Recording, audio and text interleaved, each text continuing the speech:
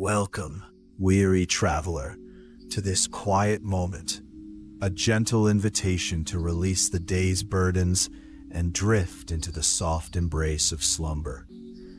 Allow your breath to deepen, to lengthen, each inhale a wave of calm washing over you, each exhale a surrender to the stillness that gathers around us now. Feel the gentle weight of your body settling, sinking a little deeper into the comfort of your resting place, as if the earth itself is holding you, cradling you in its ancient, unwavering embrace. Let your thoughts, like distant clouds, slowly drift across the vast expanse of your mind, acknowledging them without attachment, then watching them dissipate into the soft, twilight air.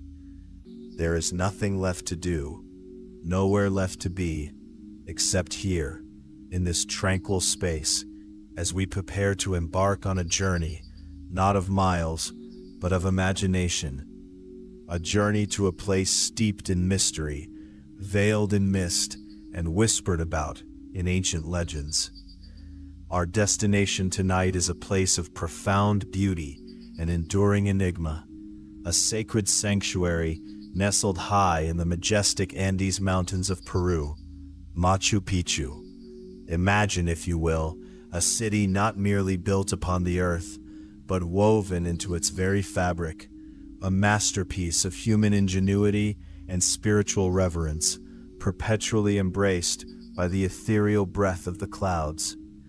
This ancient city, often referred to as the lost city of the Incas, does not stand starkly against a barren mountain peak, but rather emerges from a vibrant, living tapestry of green, a unique and wondrous ecosystem known as the cloud forest. It is this perpetual embrace of the clouds, this intimate dance with the elements, that lends Machu Picchu its unparalleled mystique, its sense of being both profoundly ancient and eternally alive. Picture now in your mind's eye the very essence of this cloud forest, a realm where the sky descends to meet the earth, where moisture hangs heavy and luminous in the air, transforming sunlight into a diffused, otherworldly glow. Cloud forests, by their very definition, are characterized by persistent, frequent, or seasonal cloud cover at the vegetation level, a constant communion between the atmosphere and the dense verdant foliage. This ceaseless embrace of mist and fog contributes profoundly to Machu Picchu's mysterious atmosphere, cloaking its ancient stones in a veil of secrecy, as if protecting its timeless wisdom from the hurried gaze of the modern world.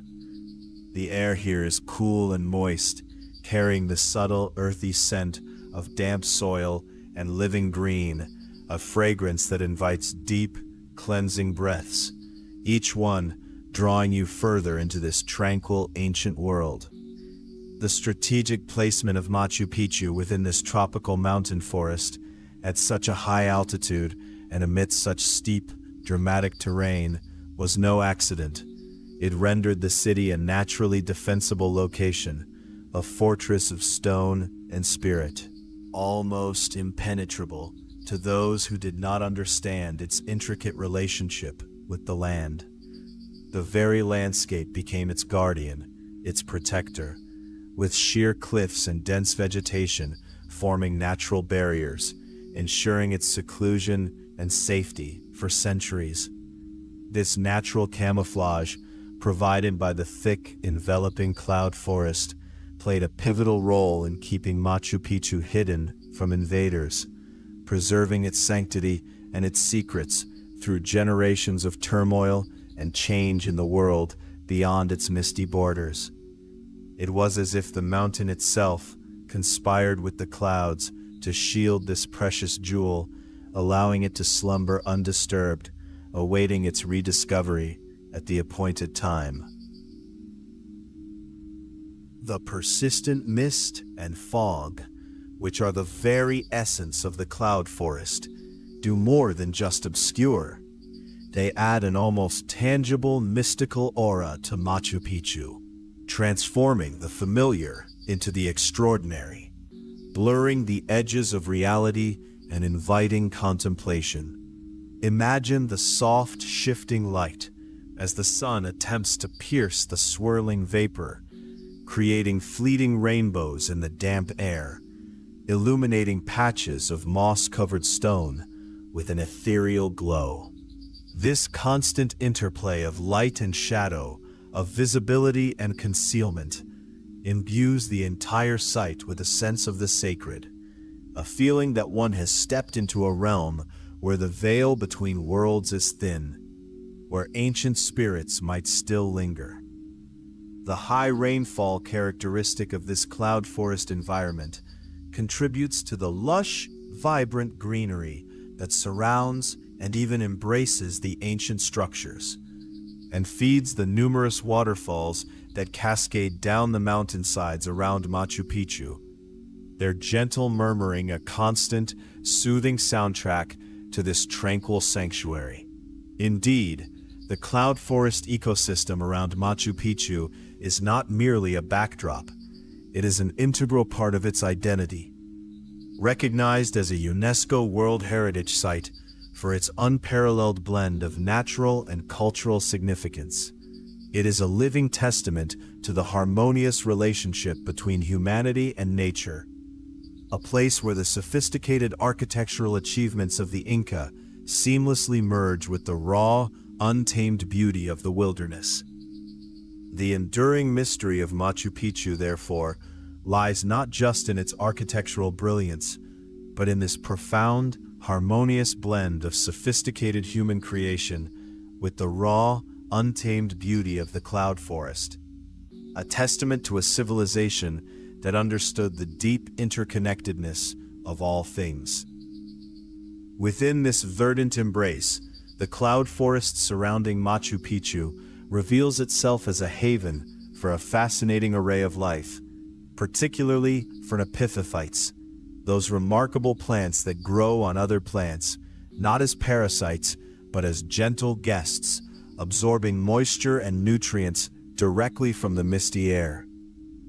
Picture delicate orchids, their petals unfurling in vibrant hues, clinging to the rough bark of ancient trees, or bromeliads forming natural cups that collect the constant drizzle, creating miniature ecosystems within their leafy embrace. These living jewels thrive in the perpetual humidity, creating a living tapestry that drapes the trees and rocks, adding layers of texture and color to the already rich landscape. The constant humidity of the cloud forest, while fostering such delicate life, has also played a dual role in the fate of Machu Picchu's stone structures. It has contributed significantly to their preservation, shielding them from the harsh extremes of weather that might otherwise erode them more rapidly. Yet it also, slowly, patiently, allows nature to reclaim its own, as mosses and lichens begin their gentle, inexorable march across the ancient stones, softening their sharp edges, integrating them ever more deeply into the natural world. The cloud forest's dense canopy, a thick, interwoven roof of leaves and branches, acts as a natural filter for sunlight, creating a dappled, ethereal light within Machu Picchu itself. This soft, shifting illumination enhances its mystical aura, making the ancient stones appear to glow from within, their carefully carved surfaces revealing subtle textures and patterns that might otherwise be overlooked. It's a light that invites contemplation, a light that seems to hold secrets, revealing them only to those who pause and truly observe. For the Inca, the mists of the cloud forest were often seen as sacred veils, separating the mundane world from the spiritual realm, a liminal space where the earthly and the divine converged. They believed these mists were the very breath of the mountain deities, or Apus, watching over their sacred lands and their people, a constant reminder of the presence of the divine. The vibrant green mosses and lichens that cling to Machu Picchu stones are not merely decorative. They are a living testament to the pervasive moisture of the cloud forest, a vibrant, verdant carpet that softens the hard edges of human construction, blending it seamlessly with the natural world. These resilient organisms thrive in the constant dampness, painting the ancient walls and terraces with shades of emerald and jade, creating a sense of timelessness, as if the city has always been, and always will be, a part of this living landscape. The constant presence of fog and low clouds at Machu Picchu further contributes to this profound sense of timelessness, blurring the lines between past and present, making it easy to imagine the Inca walking these very paths, their voices carried on the wind, their spirits lingering in the mist. Beyond its aesthetic and spiritual significance, the cloud forest also functions as a natural air conditioner, maintaining a relatively stable temperature within Machu Picchu despite its tropical latitude and high altitude. This unique microclimate helped to preserve the delicate balance of the environment and, by extension, the structures themselves, shielding them from the rapid decay that might have occurred under more extreme conditions. The persistent drizzle and mist create a unique fragrance, a rich and complex perfume of damp earth, decaying leaves, and lush, vibrant vegetation, a scent that is both grounding and invigorating, a true olfactory signature of this sacred place. This cloud forest is also a vital watershed, a natural sponge that captures moisture from the clouds, slowly releasing it to feed the rivers and streams that sustain the Inca civilization, providing life-giving water for their crops and their people. As the day progresses, the subtle changes in light and shadow, filtered and diffused by the ever-present cloud forest, transform the appearance of Machu Picchu's stones, making them seem to shift and breathe with the passing hours. What might appear as a solid wall in the morning mist can reveal intricate carvings and precise angles as the midday sun briefly breaks through, only to be softened again by the approaching evening fog. This dynamic interplay creates an ever-changing canvas, inviting endless contemplation and revealing new details with each passing moment. And listen closely, for the whispers of the wind through the cloud forest trees are often interpreted as the voices of the Apus, the powerful mountain deities, watching over Machu Picchu, their ancient wisdom carried on the currents of the air, a constant, comforting presence. This remarkable ecosystem is also a sanctuary for a diverse array of wildlife, including the rare and elusive spectacled bear, an animal revered in some Andean traditions. Its solitary presence, a symbol of the wild, untamed spirit of these mountains.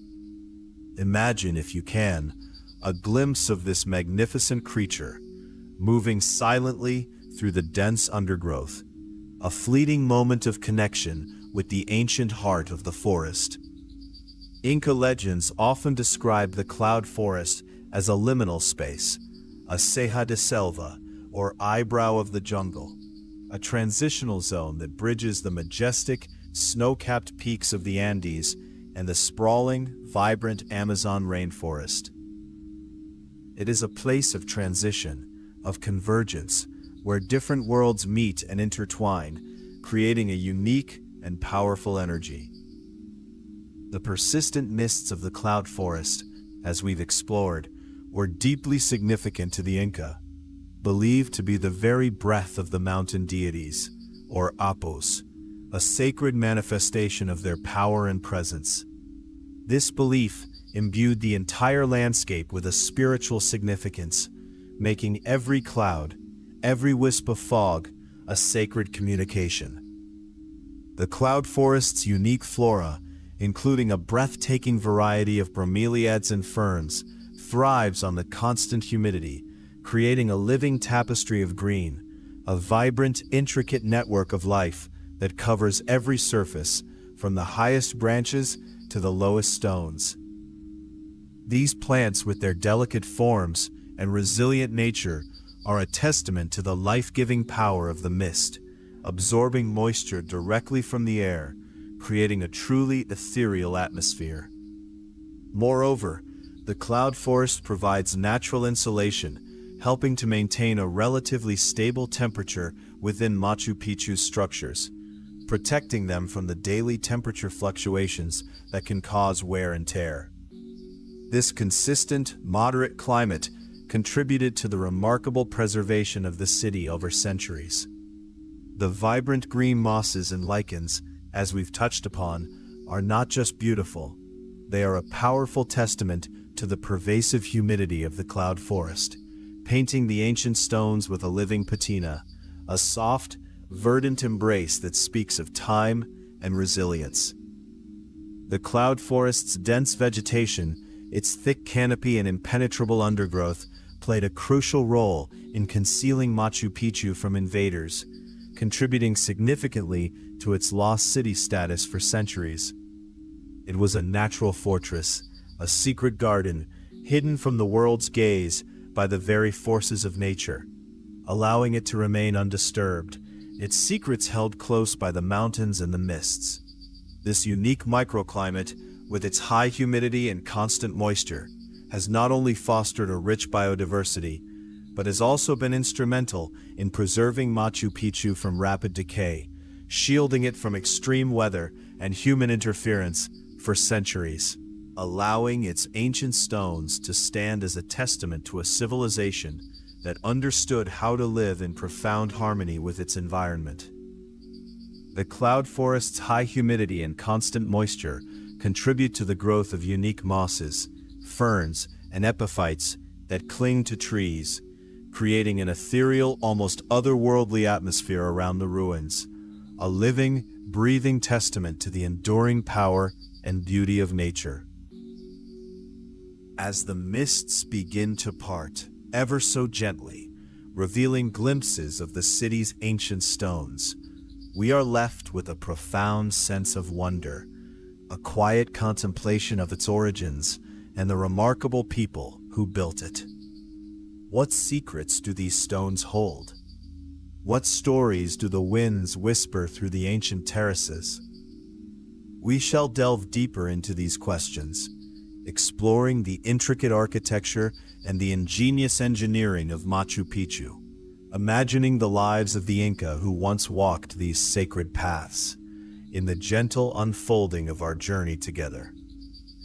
But for now, let the image of this veiled city, nestled in its cloud forest embrace, settle softly in your mind, a tranquil anchor for your drifting thoughts, as you prepare to journey further into the peaceful depths of sleep. And so, as the mists begin to swirl once more, gently embracing the ancient stones, we drift deeper into the heart of Machu Picchu, allowing its profound silence to speak to us, to whisper tales of its creation, of the hands that shaped it, and the minds that conceived it.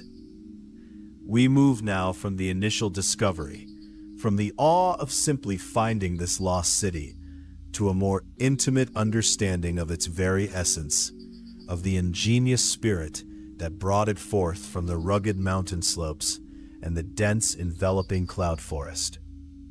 This is a journey into the echoes of the builders, a quiet contemplation of Inca engineering and the deep, abiding purpose that guided every carved stone, every terraced field, every winding path through this sacred landscape.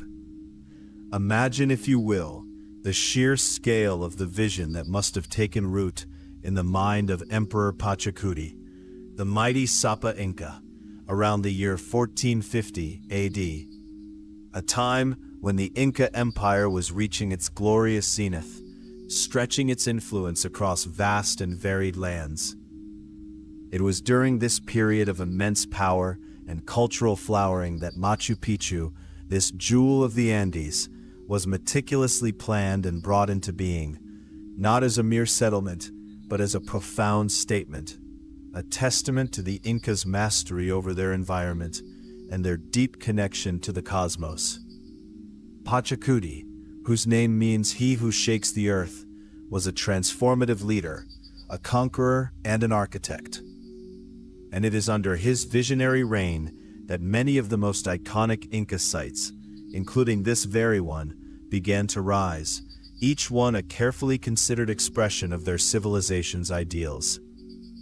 Yet, even with this knowledge of its approximate birth, one of the most enduring and captivating mysteries of Machu Picchu continues to be its exact purpose, a question that lingers in the cool, thin air, echoing off the granite walls and drifting through the ethereal cloud forest. Was it a secluded royal estate, a tranquil retreat for the emperor and his court, a place where they could escape the bustling life of Cusco and commune with nature's profound energies?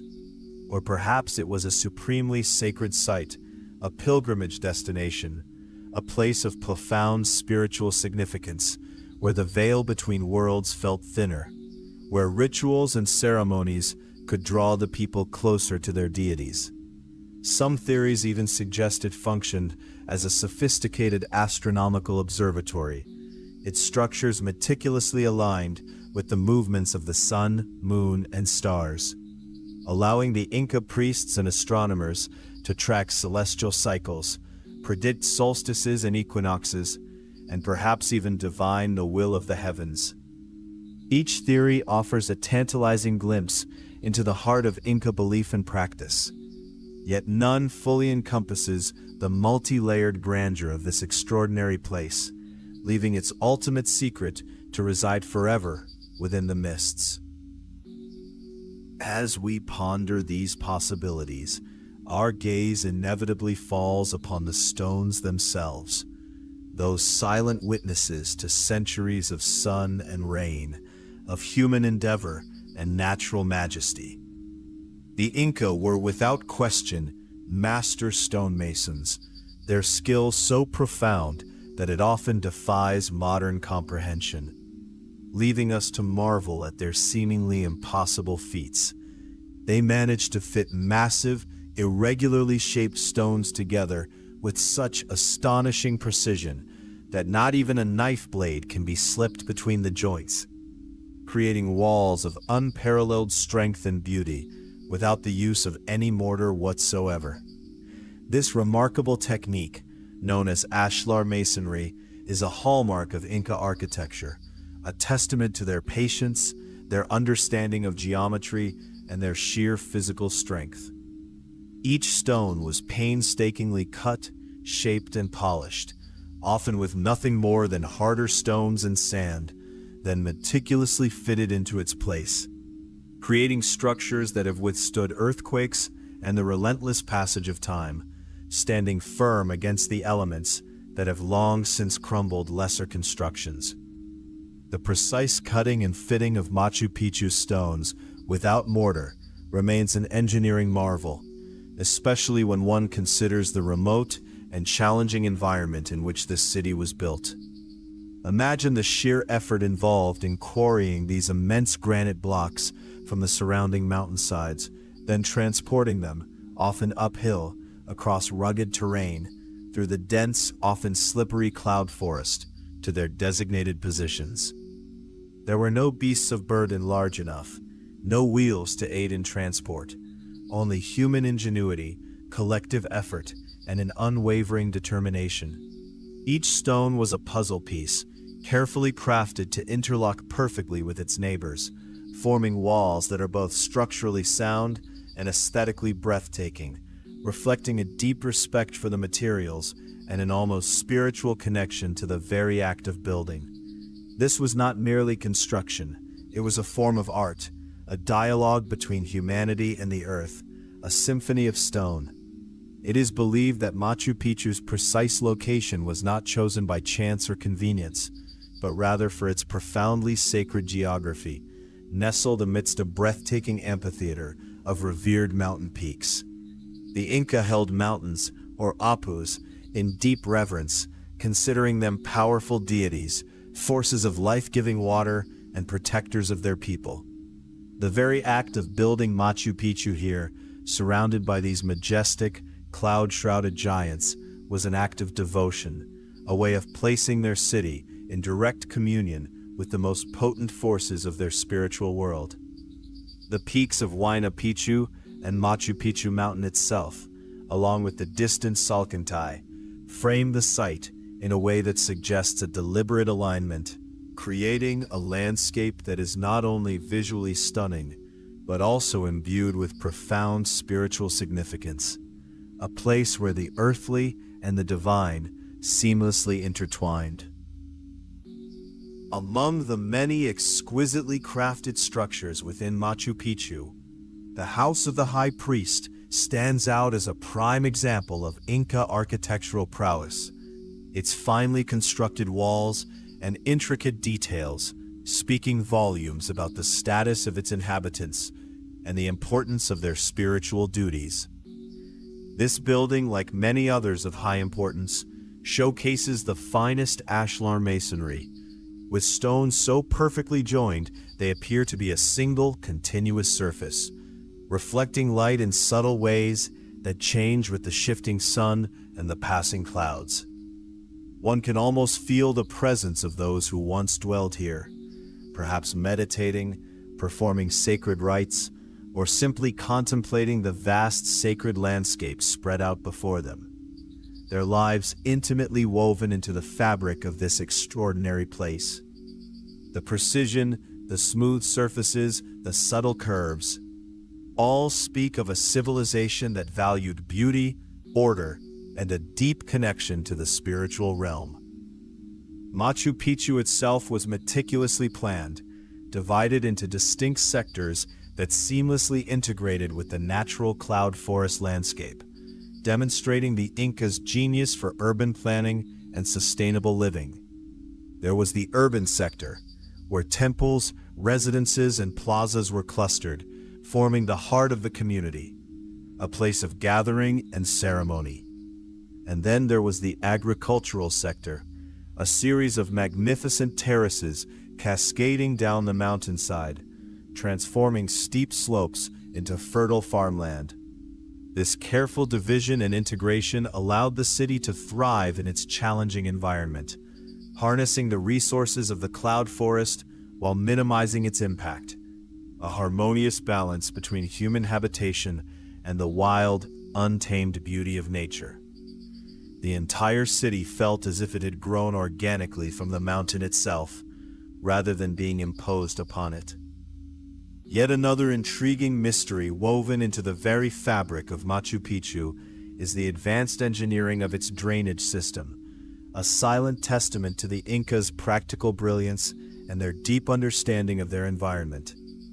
The cloud forest, as we have learned, is characterized by heavy and frequent rainfall, and without an effective drainage system, the entire city would have been quickly eroded and undermined. The Inca, however, designed an intricate network of channels, conduits, and porous foundations that efficiently managed the vast quantities of water, diverting it away from structures, preventing landslides, and preserving the integrity of their magnificent stonework. This masterful hydraulic engineering ensured the city's longevity, allowing it to endure for centuries, a silent guardian against the relentless forces of nature. Imagine the foresight, the planning, the sheer effort required to embed such a complex system into the very foundations of the city, ensuring its survival against the elements. At the very heart of the urban sector lies the Sacred Plaza, a grand open space that was undoubtedly a central gathering place for rituals and ceremonies, a vibrant hub of spiritual life. Here, enveloped by the natural grandeur of the cloud forest, with the towering peaks as silent witnesses, the Inca would have performed their sacred rites, offerings to the Apus, prayers to the sun god Inti, and ceremonies to honor Pachamama, Mother Earth. The plaza's strategic location, surrounded by some of the most important temples, suggests its pivotal role in the spiritual life of Machu Picchu, a place where the community came together to connect with the divine, to celebrate life, and to seek guidance from the cosmic forces they so deeply revered. One can almost hear the ancient chants, the rhythmic drumming, the rustle of ceremonial garments in the gentle mountain breeze. Dominating one side of the sacred plaza is the principal temple, a structure of immense power and presence, with its 3 massive walls and colossal stones, thought to have been dedicated to Wiracocha, the creator god, the supreme deity of the Inca pantheon. The sheer scale of the stones used in its construction, some weighing many tons, speaks to the profound reverence the Inca held for their creator, a deity associated with the very origins of the cosmos. Standing within its silent embrace, one can almost feel the weight of centuries of devotion, the echoes of prayers offered in solemn reverence. The temple's open design, facing towards the rising sun and the sacred peaks, suggests a direct communion with the divine, a conduit between the earthly realm and the celestial spheres. It is a place that commands respect, a silent testament to a powerful faith. The Inca's profound understanding of celestial movements, meticulously encoded within Machu Picchu's architecture, suggests a deep and intricate connection between the heavens and their earthly realm. Many of the structures, including the Intihuatana stone and various windows and doorways, are precisely aligned with astronomical events such as the solstices and equinoxes, acting as sophisticated calendars and observatories. These alignments were not merely practical for agricultural planning, they were deeply spiritual, reflecting the Inca belief that the movements of the cosmos directly influenced life on Earth. The sun, moon, and stars were not distant objects, but living deities, and by aligning their sacred spaces with these celestial bodies, the Inca sought to live in harmony with the cosmic order, to draw divine power into their earthly existence, and to ensure the well-being of their empire. Within the urban sector, near the Intihuatana, lies the Sacred Rock, a large, naturally shaped stone that is believed to represent the surrounding mountains and their powerful spirits. This monolithic stone, almost sculptural in its natural form, mirrors the contours of the distant peaks, creating a tangible link between the city and the sacred landscape that cradles it. For the Inca, there was no sharp division between the natural and the supernatural. The mountains, rocks, and rivers were imbued with living spirits, and this sacred rock served as a focal point for veneration, a place where offerings might have been made to the mountain deities, seeking their protection and blessings. It is a reminder that for the Inca, the entire world was alive with spirit, and every element of their environment held profound meaning. Beyond the city itself, the intricate network of trails leading to Machu Picchu, carved through the challenging terrain of the cloud forest, stands as another powerful testament to Inca engineering and their deep, abiding connection to the land. These ancient paths, part of the vast Kapak Nyan, or Inca road system, were not merely functional routes, they were arteries of empire, connecting distant communities, facilitating trade, and allowing for the swift movement of messengers and armies. But here, leading to Machu Picchu, they take on an added spiritual dimension, winding through dense vegetation, over rushing streams, and along precipitous cliffs, each step a journey into the sacred heart of the Andes. The construction of these trails, often involving extensive terracing and careful stone paving, required immense effort and an intimate knowledge of the landscape, transforming the wild cloud forest into a navigable, sacred pathway.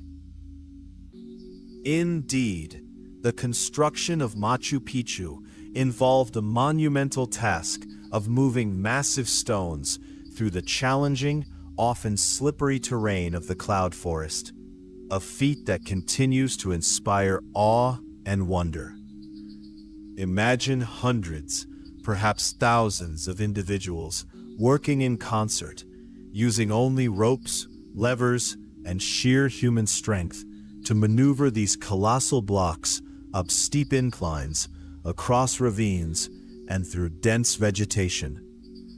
The logistical challenges were immense, requiring meticulous planning, precise coordination, and an unwavering commitment to the grand vision.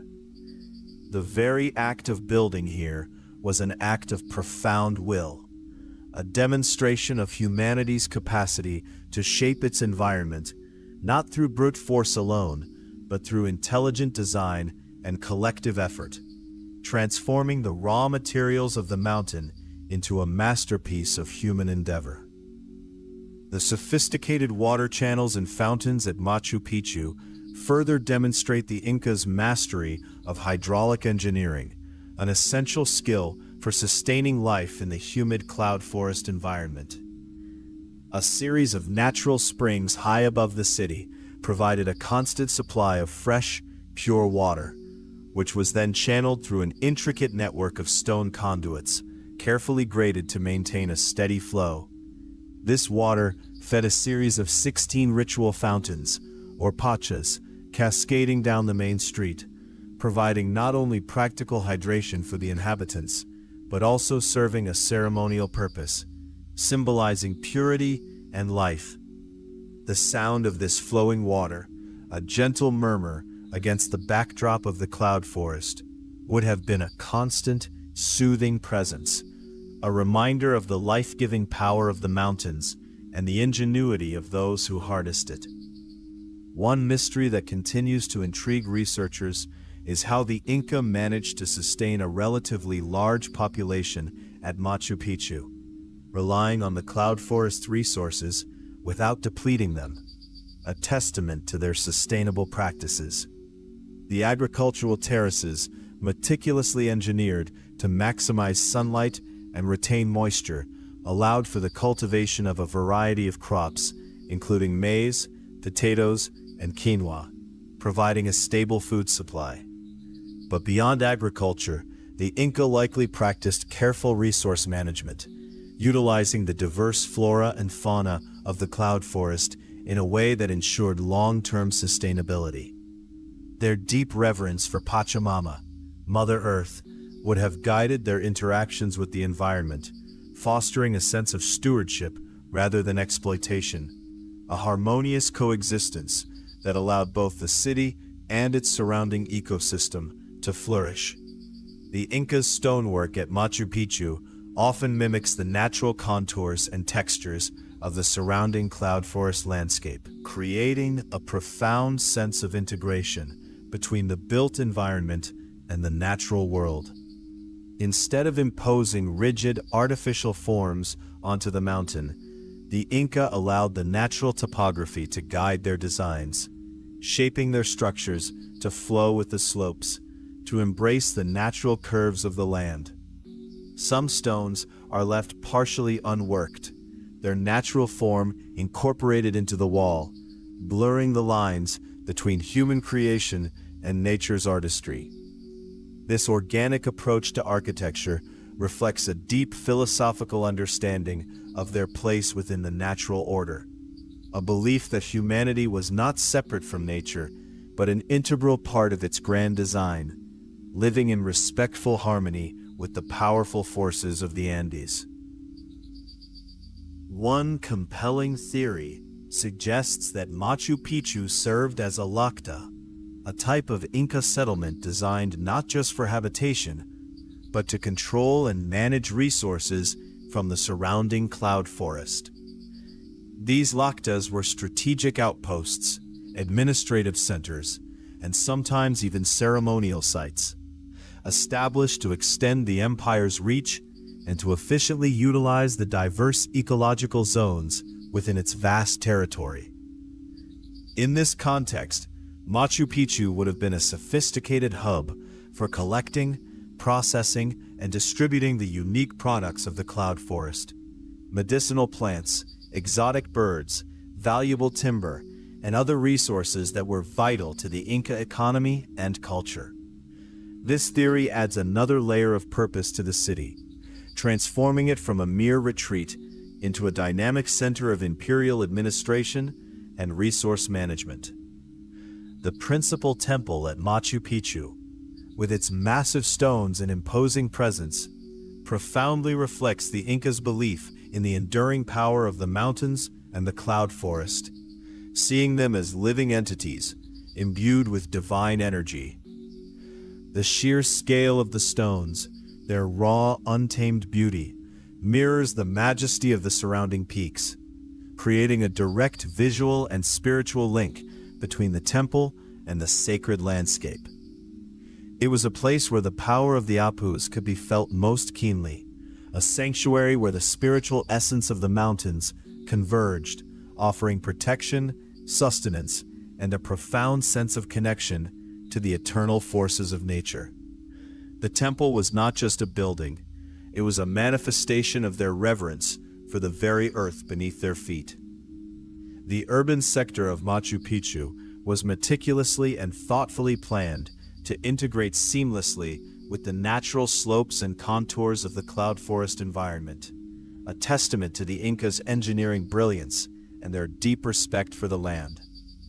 Rather than leveling the terrain, they embraced its natural undulations, designing buildings and plazas that followed the existing topography, creating a harmonious flow that feels entirely organic.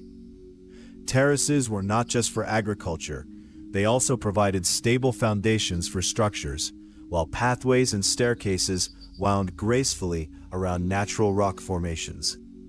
This integration ensured stability, prevented erosion, and created a city that felt like an extension of the mountain itself, a masterpiece of sustainable design that has endured for centuries. Even the industrial sector of Machu Picchu, including its workshops where tools were crafted and materials processed, utilized resources sustainably sourced from the surrounding cloud forest. The Inca were adept at extracting what they needed from their environment without depleting it, practicing a form of ecological wisdom that seems remarkably advanced for their time. Wood for tools and construction, fibers for textiles, medicinal plants, and various minerals were all carefully harvested, ensuring that the delicate balance of the cloud forest ecosystem was maintained. This sustainable approach to resource management was not merely practical, it was deeply rooted in their spiritual beliefs, their understanding that Pachamama provided for them, and in return, they must care for her.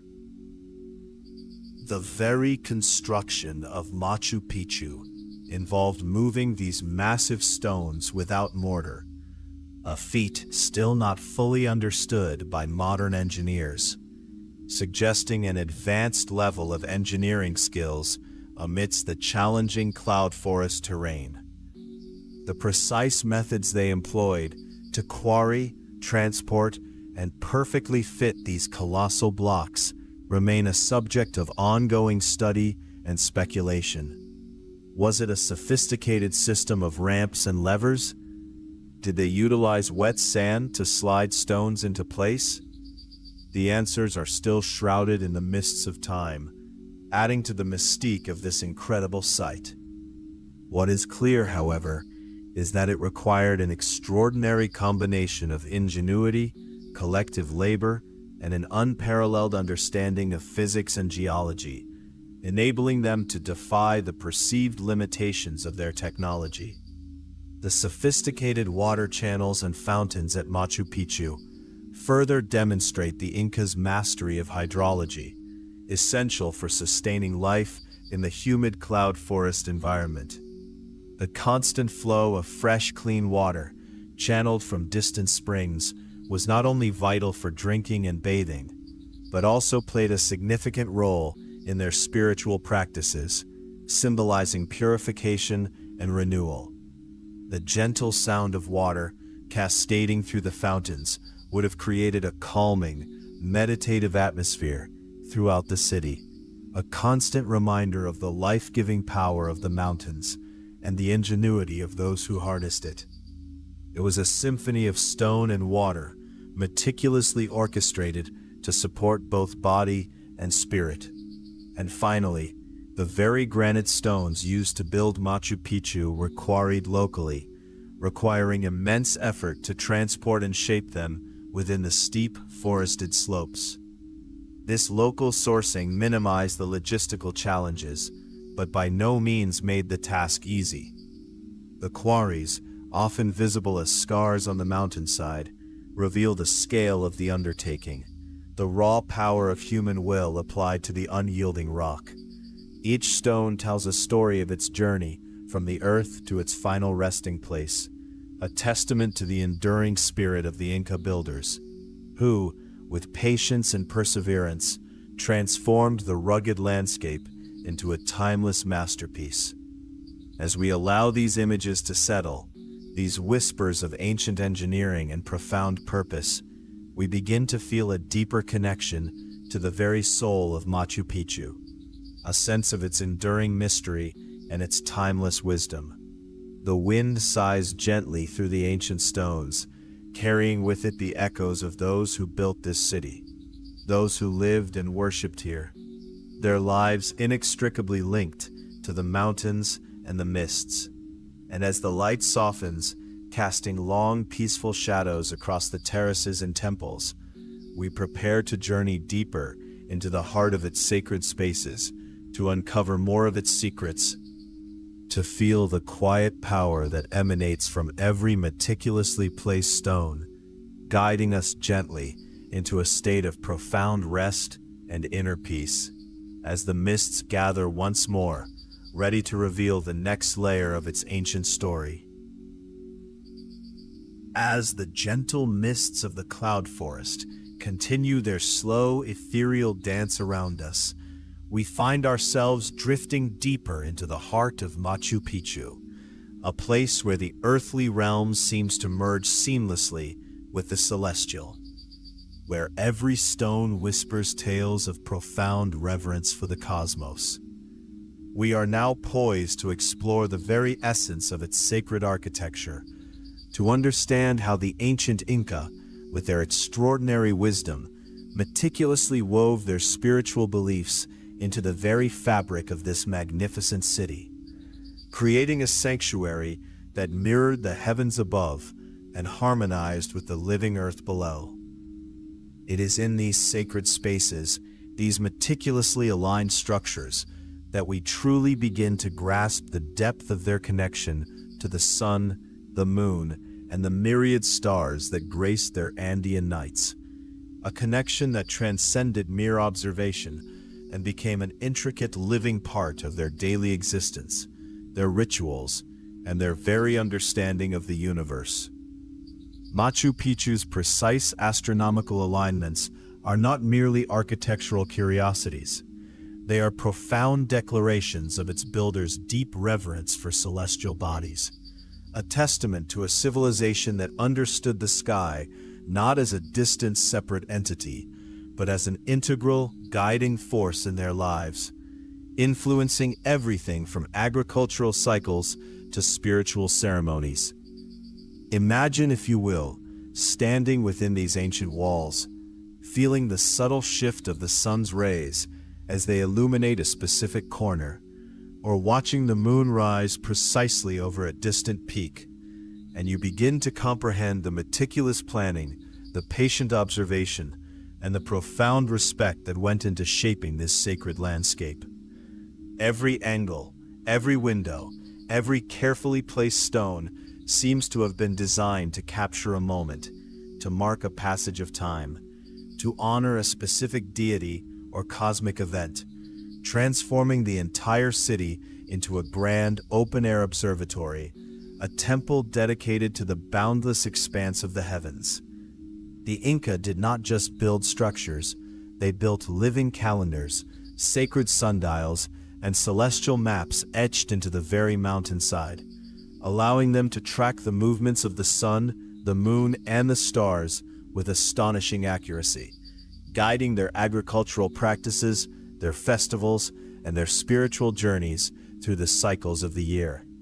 At the very heart of this celestial observatory stands the enigmatic Intihuatana stone, often referred to as the hitching post of the sun, a name that evokes a sense of profound connection, as if the Inca believed they could tether the sun itself to this sacred spot, drawing its life-giving energy into their world. This finely carved granite pillar, rising majestically from its elevated platform, is far more than a simple sundial. It's a testament to the legacy of the civilization that reached for the heavens and shaped their earthly dwellings with a celestial hand. It is believed to have been an incredibly sophisticated astronomical clock or calendar, a focal point for rituals that celebrated the sun's power and its predictable journey across the sky. Picture its smooth, polished surfaces, warmed by centuries of sunlight, feeling the subtle contours of its form beneath your fingertips, and you can almost sense the ancient hands that once touched it, the eyes that gazed upon its shadows, interpreting the sun's precise position as it marked the solstices and equinoxes. It is a place where the celestial truly meets the terrestrial, a conduit between the vastness of space and the fertile earth, a sacred anchor in the cloud-shrouded sanctuary where the Incas sought to maintain harmony with the cosmic rhythms that govern their lives. The Intihuatana stone, with its precise angles and orientation, was not merely a tool for telling time. It was a sacred artifact, imbued with spiritual significance. A place where the Inca priests could commune with Inti, the sun god, ensuring the continuity of life and the prosperity of their people. Nearby, with its distinctive curved wall and precisely cut stones, lies the Temple of the Sun, a structure of breathtaking elegance and precision, a testament to the Incas' mastery of stonework and their deep devotion to their most important deity, Inti. This temple, often considered the spiritual heart of Machu Picchu, is an architectural marvel. Its semicircular design, embracing the natural rock formation upon which it is built, creating a sense of organic integration with the mountain itself. As the sun rises on the summer solstice, its first golden rays are said to penetrate a specific window, illuminating a sacred stone within, a moment of profound spiritual significance that would have been observed with awe and reverence by the Inca priests and people. Imagine the hushed anticipation, the collective breath held, as the light slowly crept across the polished stone, marking the longest day of the year, a powerful affirmation of the sun's enduring strength and its promise of continued warmth and abundance. The precise alignment of this temple with the solstices speaks volumes about the Incas' advanced understanding of astronomy and their ability to translate that knowledge into monumental architecture, creating a living calendar that celebrated the sun's annual journey. The curved wall, built with stones so perfectly fitted that not even a blade of grass can pass between them, seems to cradle the sun's energy, channeling its power into the very core of the city, making this a truly consecrated space, a beacon of light and life in the high Andes. Moving through the ancient city, we encounter another remarkable structure, the Condor Temple, a place where the Incas' reverence for the natural world, particularly the majestic creatures of the Andes, is vividly expressed. This temple is a breathtaking example of how the Inca integrated natural rock formations into their sacred architecture, transforming the landscape itself into a work of art and devotion. Here, a natural outcrop of rock has been meticulously carved and shaped to resemble the outstretched wings of the condor, with a separate stone head placed strategically to complete the image of this powerful bird in flight. The condor, a revered symbol in Inca cosmology, represented the upper world, the celestial realm, and was seen as a messenger between the gods and humanity, soaring high above the peaks of the cloud forest. To stand before this temple is to feel the immense power and grace of this magnificent bird, to imagine it soaring above the deep valleys, its shadow passing over the ancient stones. The intricate carving, combined with the natural rock, creates a dynamic and almost living sculpture, a tribute to a creature that embodied freedom, vision, and a connection to the divine. Below the condor's head, a flat stone altar is found, suggesting that this was a place for offerings and ceremonies, perhaps even sacrifices, dedicated to this powerful spirit of the sky, a space where the earthly and the celestial converged under the watchful eyes of the great condor. As we continue our exploration, we arrive at the sacred plaza, an expansive, open area that served as a central gathering place for religious ceremonies and public rituals. A space where the community could come together to worship, to celebrate, and to connect with the spiritual heart of their city. This plaza is flanked by some of Machu Picchu's most significant structures, including the Temple of Three Windows and the principal temple, creating an imposing and awe-inspiring backdrop for communal life. The open views from the sacred plaza, stretching out over the cloud-shrouded peaks and deep valleys, would have made it an ideal location for ceremonies that embraced both the celestial grandeur of the sky and the natural elements of the cloud forest, allowing the Inca to feel intimately connected to their entire world. Imagine the vibrant colors of ceremonial garments, the rhythmic sounds of music and chanting, the scent of burning incense drifting on the mountain air. As the Inca people gathered here, their faces turned towards the rising sun or the distant stars, participating in rituals that reinforced their spiritual bonds and their collective identity. It was a place where the sacred was made manifest, where the community's devotion was expressed through shared experience and collective worship, a vibrant hub of spiritual life in the heart of their mountain sanctuary. The Temple of the Sun, as we touched upon earlier, was unequivocally dedicated to Inti, the most important Inca deity, the source of all life and warmth, the giver of light and sustenance. Its very architecture, with its precise alignment to the summer solstice, was a continuous act of worship, a permanent prayer etched into stone. The curved wall, often called the tower, with its trapezoidal windows and niches, would have been a place of profound spiritual power, accessible perhaps only to the highest priests and the Inca emperor himself. Within its sacred confines, rituals would have been performed to honor Inti, to seek his blessings for bountiful harvests, for the health of the empire, and for the continued prosperity of the Inca people. The light that streamed through its windows at specific times of the year was not merely sunlight. It was believed to be the very presence of Inti, illuminating the sacred space, imbuing it with divine energy. This temple stood as a constant reminder of the sun's vital role in Inca cosmology, a majestic monument to the celestial power that governed their world, a place where the earthly and the divine were intimately intertwined, where the heartbeat of the sun could almost be felt within the cool, meticulously crafted stones.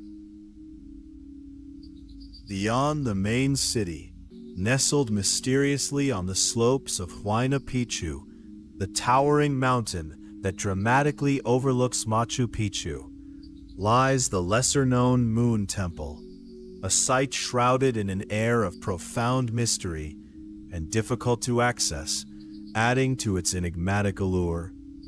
This cave temple, carved deep into the mountain's heart, offers a stark contrast to the open-air grandeur of the main city, suggesting a different, perhaps more esoteric, form of worship.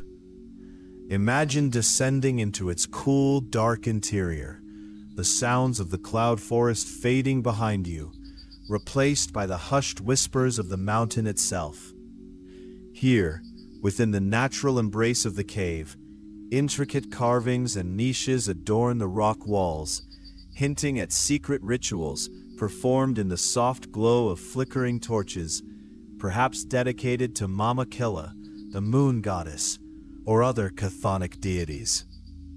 The Moon Temple's secluded location and its integration with the natural cave system further illustrate the Incas' belief in harmonizing their sacred spaces with the raw, untamed power of nature, finding divinity not only in the sun-drenched peaks, but also in the hidden depths of the earth.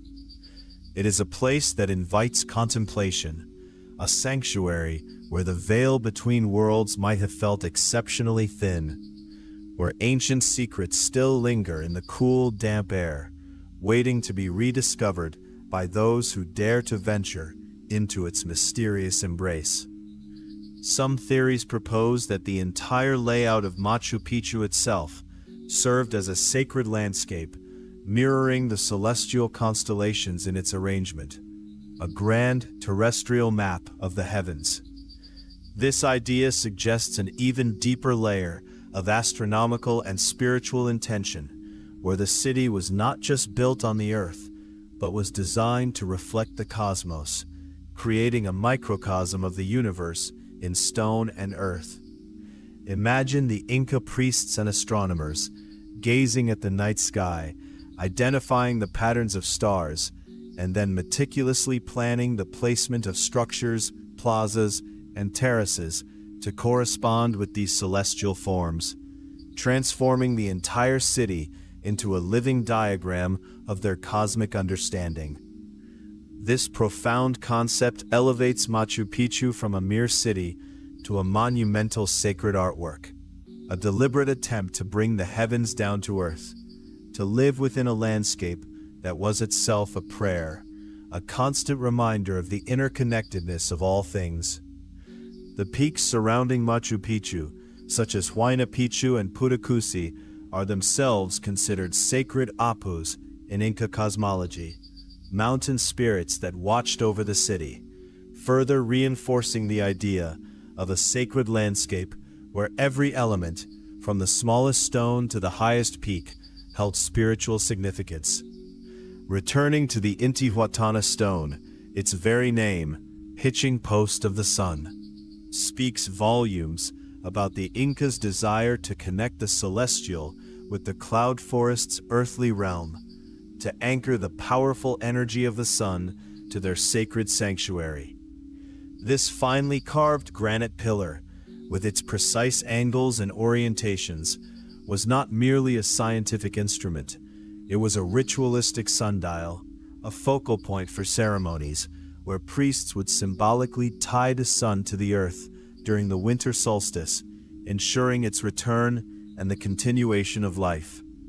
The shadows cast by the Intihuatana stone would have been meticulously observed, their movements marking the passage of days, seasons, and cosmic cycles, allowing the Inca to maintain a profound sense of harmony with the natural rhythms of their world. It is a place where the sun's spirit was believed to reside, a tangible link between the vastness of the cosmos and the fertile earth of the Andes, a sacred nexus where time and eternity converged, reminding the inhabitants of their place within the grand design of the universe. The Temple of the Condor, as we explored, is intricately carved to resemble the wings of a condor, a majestic bird soaring above the cloud forest canopy, a powerful symbol of the Incas' reverence for this magnificent creature. The natural rock formation forms the head of the condor, with its sharp beak and piercing eyes, while the carefully sculpted stones create the sweeping curve of its wings, giving the impression of a bird poised for flight. This powerful imagery would have evoked a sense of awe and spiritual connection, reminding the Inca of the condor's role as a messenger to the gods, a guardian of the upper world. To stand in this space is to feel the presence of the condor, to imagine its silent flight high above the peaks, its keen eyes surveying the vastness of the Andes, a symbol of freedom, vision, and a connection to the divine. The altar stone situated below the condor's head suggests that this was a place for offerings and ceremonies, a sacred space where the Inca could honor this powerful spirit of the sky, seeking its guidance and protection, integrating the raw power of nature into their spiritual practices. The Temple of the Sun's alignment with the summer solstice, allowing sunlight to illuminate a specific sacred stone, is a profound example of the Incas' astronomical precision and their deep spiritual connection to the sun's annual journey. Imagine the collective anticipation, the hushed reverence, as the first rays of the longest day of the year pierced through the temple's window, slowly creeping across the polished stone, marking a moment of immense spiritual power. This precise alignment was not accidental. It was the result of generations of astronomical observation and meticulous architectural planning, a testament to the Incas' ability to integrate their scientific knowledge with their spiritual beliefs. The illumination of the sacred stone would have been a powerful affirmation of Inti's enduring strength and his promise of continued warmth and abundance, a moment of profound communion between the earthly realm and the celestial, reinforcing the Incas' understanding of themselves as children of the sun, living in harmony with its life-giving cycles. The Huayna Picchu Mountain, towering majestically over Machu Picchu, is not merely a dramatic backdrop. It is itself considered a sacred apu in Inca cosmology, a mountain spirit rising dramatically from the cloud forest, imbued with its own set of mysterious structures and spiritual significance. Its distinctive, almost conical shape, often seen as the nose of the Old Man Mountain, is a constant presence, a silent guardian watching over the ancient city. Climbing its steep, ancient paths, which wind precariously up its slopes, one discovers smaller terraces, watchtowers, and even the enigmatic Moon Temple, suggesting that Huayna Picchu was an integral part of Machu Picchu's sacred landscape, a place for contemplation, observation, and perhaps even more secluded rituals. The very act of ascending Huayna Picchu would have been a pilgrimage, a journey towards a higher spiritual plane, offering unparalleled views of Machu Picchu below, framed by the endless expanse of the cloud forest, a truly breathtaking perspective that reinforces the sense of the entire area as a sacred, living entity. The Temple of the Three Windows, with its imposing facade and three large trapezoidal openings, is oriented to capture the rising sun during specific times of the year, connecting with Inca solar worship in a particularly striking way. These windows, meticulously carved and positioned, would have framed the sunrise at key moments, perhaps during the solstices or equinoxes, allowing the Inca to observe and celebrate the sun's journey across the sky. The light streaming through these openings would have illuminated the interior of the temple, creating a dramatic interplay of light and shadow, transforming the space into a dynamic canvas of celestial art. Imagine the profound sense of connection the Inca must have felt, witnessing the sun's rays perfectly aligned with these windows, a tangible manifestation of the cosmos interacting with their sacred architecture, reinforcing their deep understanding of celestial cycles and their profound reverence for the sun, the ultimate source of life and light in their world. The three windows themselves may have symbolized the three worlds of Inca cosmology: the upper world, Hanan Pacha, the middle world, Kai Pacha, and the lower world, Uku Pacha, further emphasizing the temple's role as a cosmic gateway. The Intihuatana stone, that finely carved granite pillar is truly believed to have been an astronomical clock or calendar, connecting the Incas to the cosmos from their cloud-shrouded sanctuary with astonishing precision and spiritual depth. Its precise angles and orientation allowed the Inca priests to determine the solstices and equinoxes with remarkable accuracy, crucial for timing agricultural activities and religious festivals. But it was more than just a scientific instrument. It was a sacred object, a place where the sun spirit was believed to reside, a tangible link between the vastness of the cosmos and the fertile earth of the Andes. Imagine the priests, their faces upturned to the sky, their hands perhaps resting on the cool stone, feeling the subtle shifts of the sun's energy, interpreting the celestial messages that guided their lives. The Intihuatana stone stands as a powerful symbol of the Incas' holistic worldview, where science, spirituality, and daily life were inextricably intertwined, all harmonizing with the grand, predictable dance of the sun and stars. The Temple of the Condor, as we have seen, incorporates a natural rock formation shaped like a condor's head, with its wings carved from stone, reflecting the Inca reverence for this majestic bird of the Andes. This ingenious integration of natural landscape and human artistry creates a powerful and evocative sacred space, a true testament to the Incas' ability to find divinity in the natural world. The condor, soaring high above the cloud forest, was a symbol of power, vision, and a connection to the celestial realm, acting as a messenger between the gods and humanity. The temple, with its lifelike representation of this revered bird, would have been a place for ceremonies dedicated to the condor spirit, seeking its guidance and protection, acknowledging its role in the cosmic order. To stand before this temple is to feel the immense power and grace of this magnificent creature, to imagine it taking flight from these ancient stones, carrying prayers and offerings to the heavens above, a truly breathtaking fusion of art, nature, and spirituality. The sacred rock at Machu Picchu is another fascinating example of the Inca belief in harmonizing their structures with the natural landscape, illustrating their profound respect for the earth and its forms.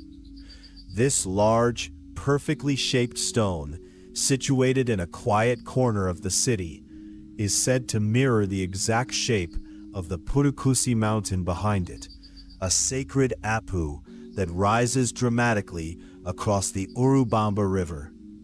This deliberate mirroring creates a powerful visual and spiritual connection between the man-made and the natural, suggesting that the Incas sought to integrate their architecture seamlessly into the existing landscape, honoring the mountain spirits and the very earth beneath their feet. Imagine the care and precision required to find such a rock and place it in perfect alignment with the distant peak, a subtle yet profound act of reverence. The sacred rock, with its quiet presence, invites contemplation, a moment to appreciate the Incas' deep understanding of their environment and their ability to create harmony between their creations and the majestic beauty of the Andes. The Temple of the Three Windows, with its precise alignment to capture specific sunrises during solstices, served as a vital link between the city's inhabitants and celestial cycles, connecting them to the agricultural timings that were so crucial for their survival. The dramatic illumination of the temple's interior by the solstice sun would have been a powerful visual cue, signaling the changing seasons and the appropriate times for planting and harvesting.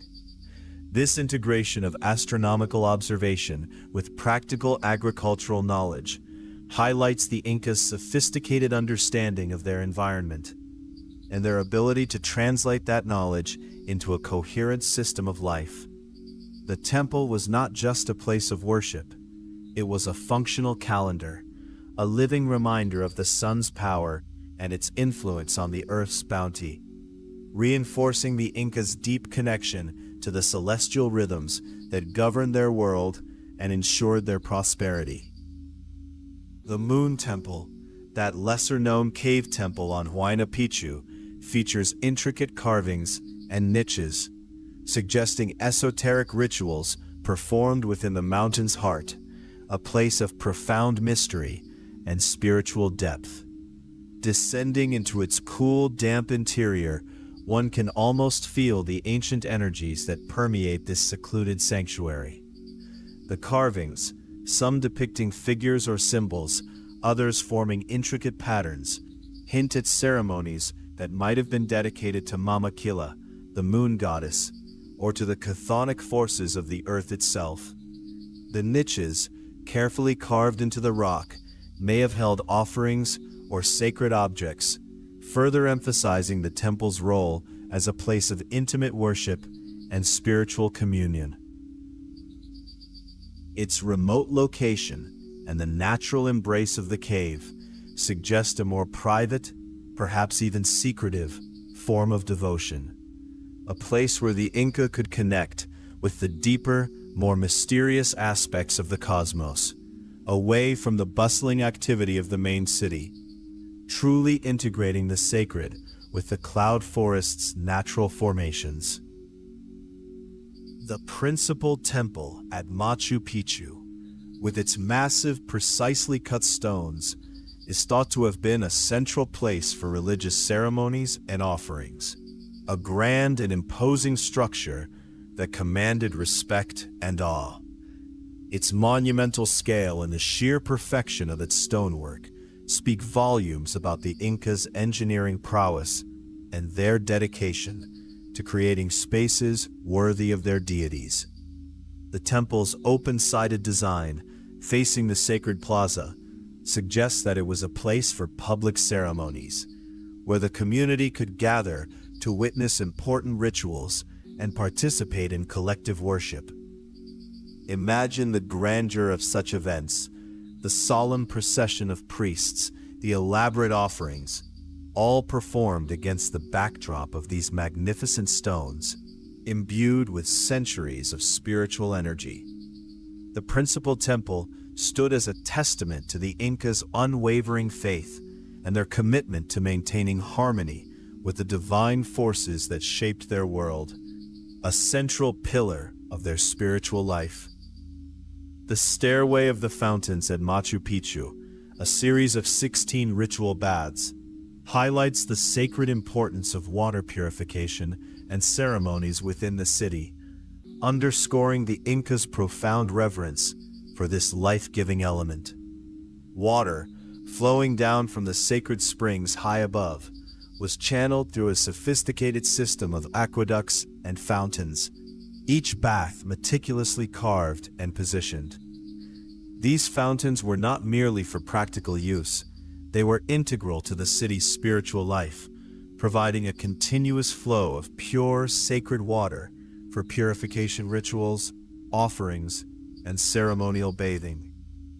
Imagine the gentle sound of water cascading from one basin to the next, a soothing melody that would have permeated the city, creating an atmosphere of peace and spiritual cleansing. The ritualistic use of water at Machu Picchu demonstrates the Incas' belief in its purifying and life-giving properties, its role in connecting them to the earth and the heavens, a constant reminder of the preciousness of this vital resource in their mountain sanctuary. Finally, we arrive at the Sun Gate, or Intipunku, the breathtaking entrance to Machu Picchu for those who journeyed along the Inca Trail, offering a truly magnificent first view of the city, framed by the surrounding cloud-shrouded peaks. This was not just a physical gateway, it was a spiritual threshold, a place where pilgrims, after days of arduous trekking through the mountains, would finally behold the sacred city spread out before them, a moment of profound revelation and spiritual culmination. Imagine the weary traveler, emerging from the dense cloud forest to be greeted by this panoramic vista. The ancient city, nestled perfectly between the towering peaks, bathed in the soft morning light. The Sun Gate's strategic location ensures that at the summer solstice, the rising sun passes directly through its opening, illuminating the path to the city, a symbolic welcome from Inti himself. This dramatic entrance, with its sweeping views and celestial alignment, served to elevate the arrival at Machu Picchu into a truly transformative experience, a powerful affirmation of the city's sacred status and its profound connection to the cosmos, a perfect culmination of a spiritual journey through the mystical cloud forest. These sacred sites and celestial alignments, meticulously woven into the very fabric of Machu Picchu, reveal the profound spiritual beliefs of the Inca, intertwined with their rich mythology, creating a landscape that was both a city and a living temple. Every stone, every alignment, every carefully chosen location speaks of a people who lived in deep harmony with their environment and the cosmos, finding divinity in the sun, the moon, the stars, the mountains, and the very water that flowed through their sacred city. As we allow these images to gently settle in our minds, we begin to understand that Machu Picchu is more than just an ancient ruin. It is a testament to a worldview where the sacred was not separate from the everyday, but infused into every aspect of existence. A place where the veil between worlds felt exceptionally thin, inviting us to connect with the timeless wisdom of the Inca and the enduring mysteries of this cloud-shrouded sanctuary. Now, as the last echoes of these ancient stories begin to fade, we prepare to journey deeper into the enduring legends that still whisper through the valleys and peaks surrounding Machu Picchu. Legends that speak of mythical origins, powerful deities, and the very spirit of the Andes, guiding us gently towards a deeper state of rest and tranquility. As the gentle mists of the cloud forest continue their soft, ethereal dance around us, enveloping the ancient stones in a veil of timeless mystery, our journey now turns inward, toward the very heart of the Inca spirit, the whispers of their ancestors, their profound legends, and their intricate cosmology. These are not merely stories, but the very fabric of their being, woven from the sun, the mountains, the rivers, and the earth itself, echoing through the ages, carried on the very breezes that rustle through these sacred valleys. We listen now, with open hearts and quiet minds, to the tales that shaped a civilization, that explained their world, and that continue to resonate with a deep, universal truth. At the very core of Inca spiritual life, a radiant and powerful presence stood Inti, the glorious sun god, revered as their primary deity, the benevolent source of all warmth and light, and the direct ancestor of the revered Inca emperors. Imagine, if you will, the golden rays of the Andean sun, piercing through the morning mists, illuminating the terraces of Machu Picchu, and understand how deeply this celestial body was intertwined with their identity, their power, and their very existence. A paternal force, watching over his children, guiding their harvests, and ensuring the cyclical rhythm of life.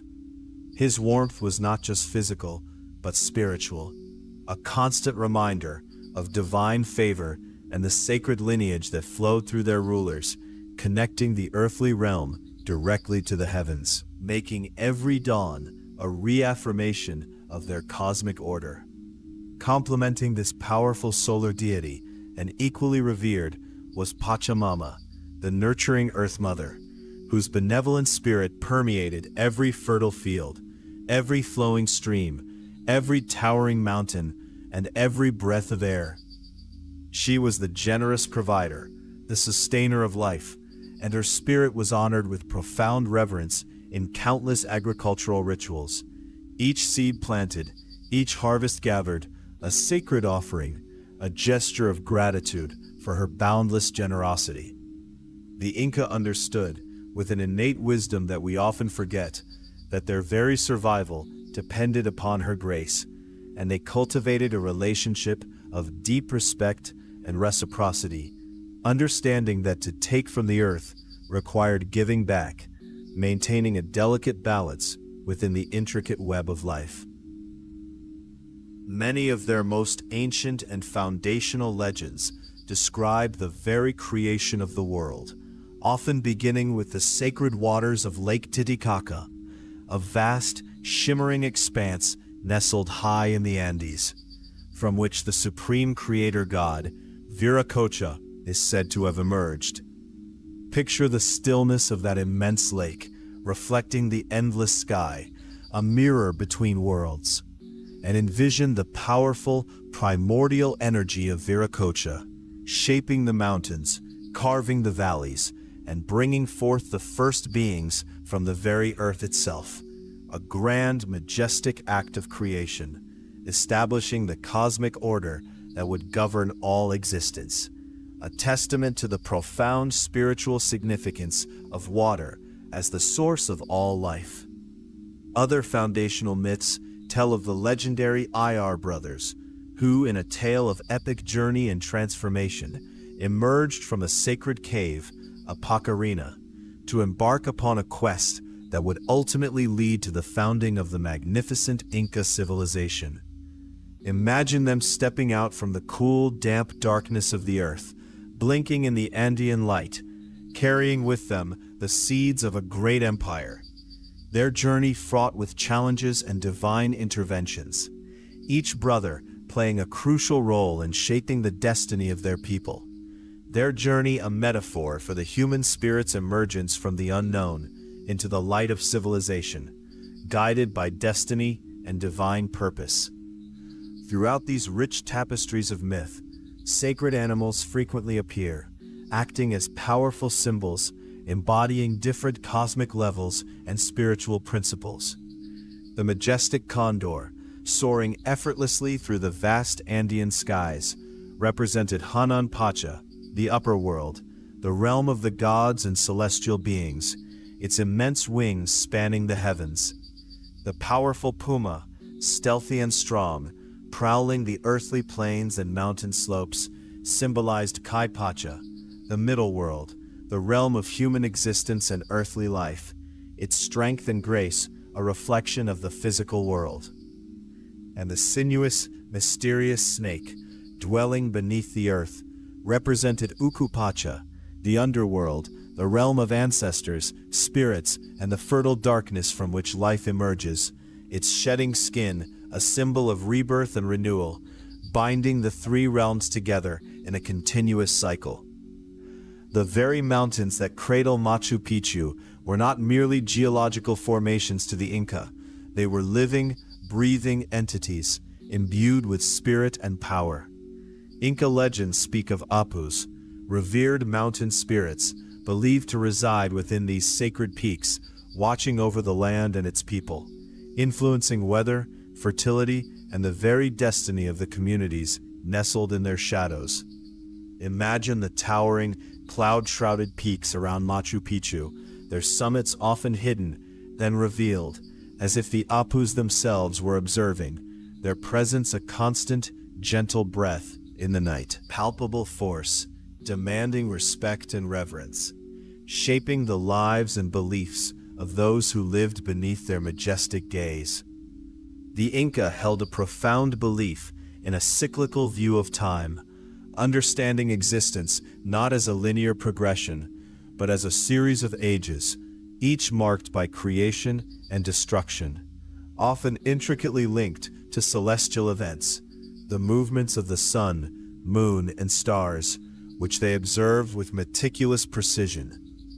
This cosmic rhythm, this grand dance of birth and dissolution, informed their understanding of the world, their agricultural practices, and their spiritual beliefs, suggesting that even in moments of apparent ending, there was always the promise of renewal, a new cycle waiting to begin, much like the constant regeneration of the cloud forest itself. It is important to remember that many of these invaluable Inca legends were passed down orally from generation to generation through storytellers, priests, and elders, making their precise interpretations challenging for us today, centuries later.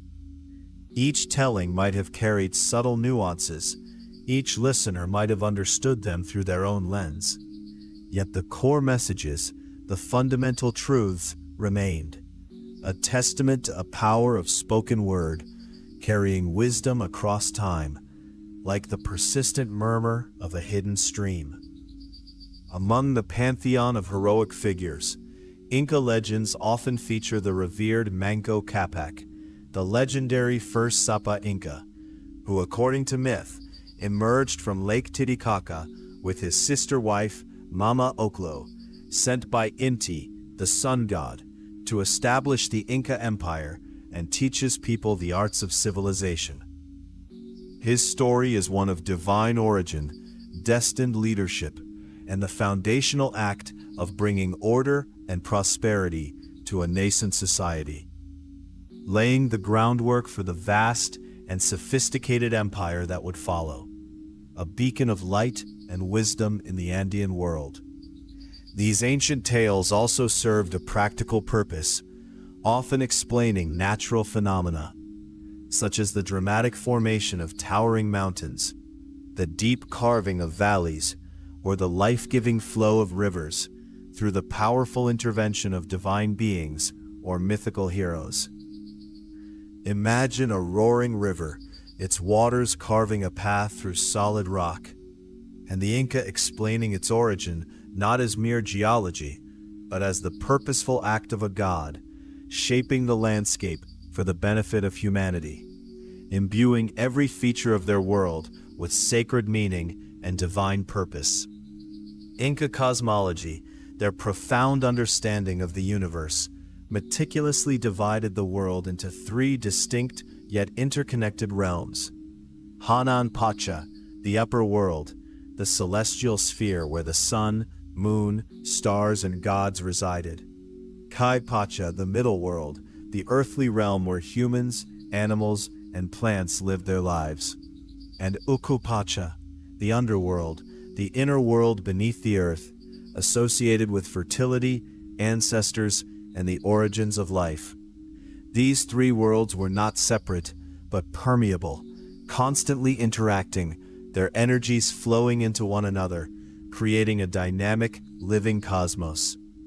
The Inca also practiced a deep and abiding ancestor worship, believing implicitly that their deceased emperors, their revered Malkis, continued to exert influence over the living, their wisdom and power extending beyond the veil of death.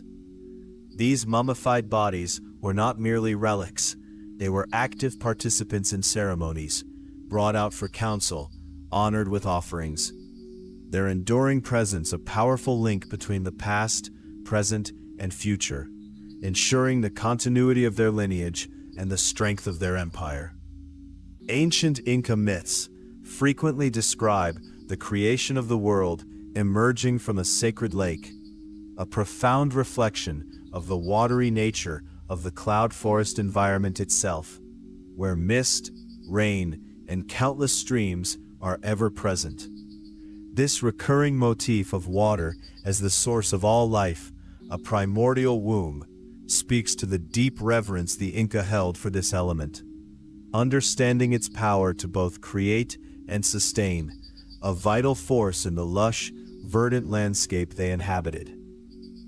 Legend suggests that Machu Picchu, this magnificent stone city, was not merely a dwelling place, but a highly spiritual retreat, a sacred sanctuary where Inca priests and priestesses communed directly with the powerful mountain spirits, the Apus.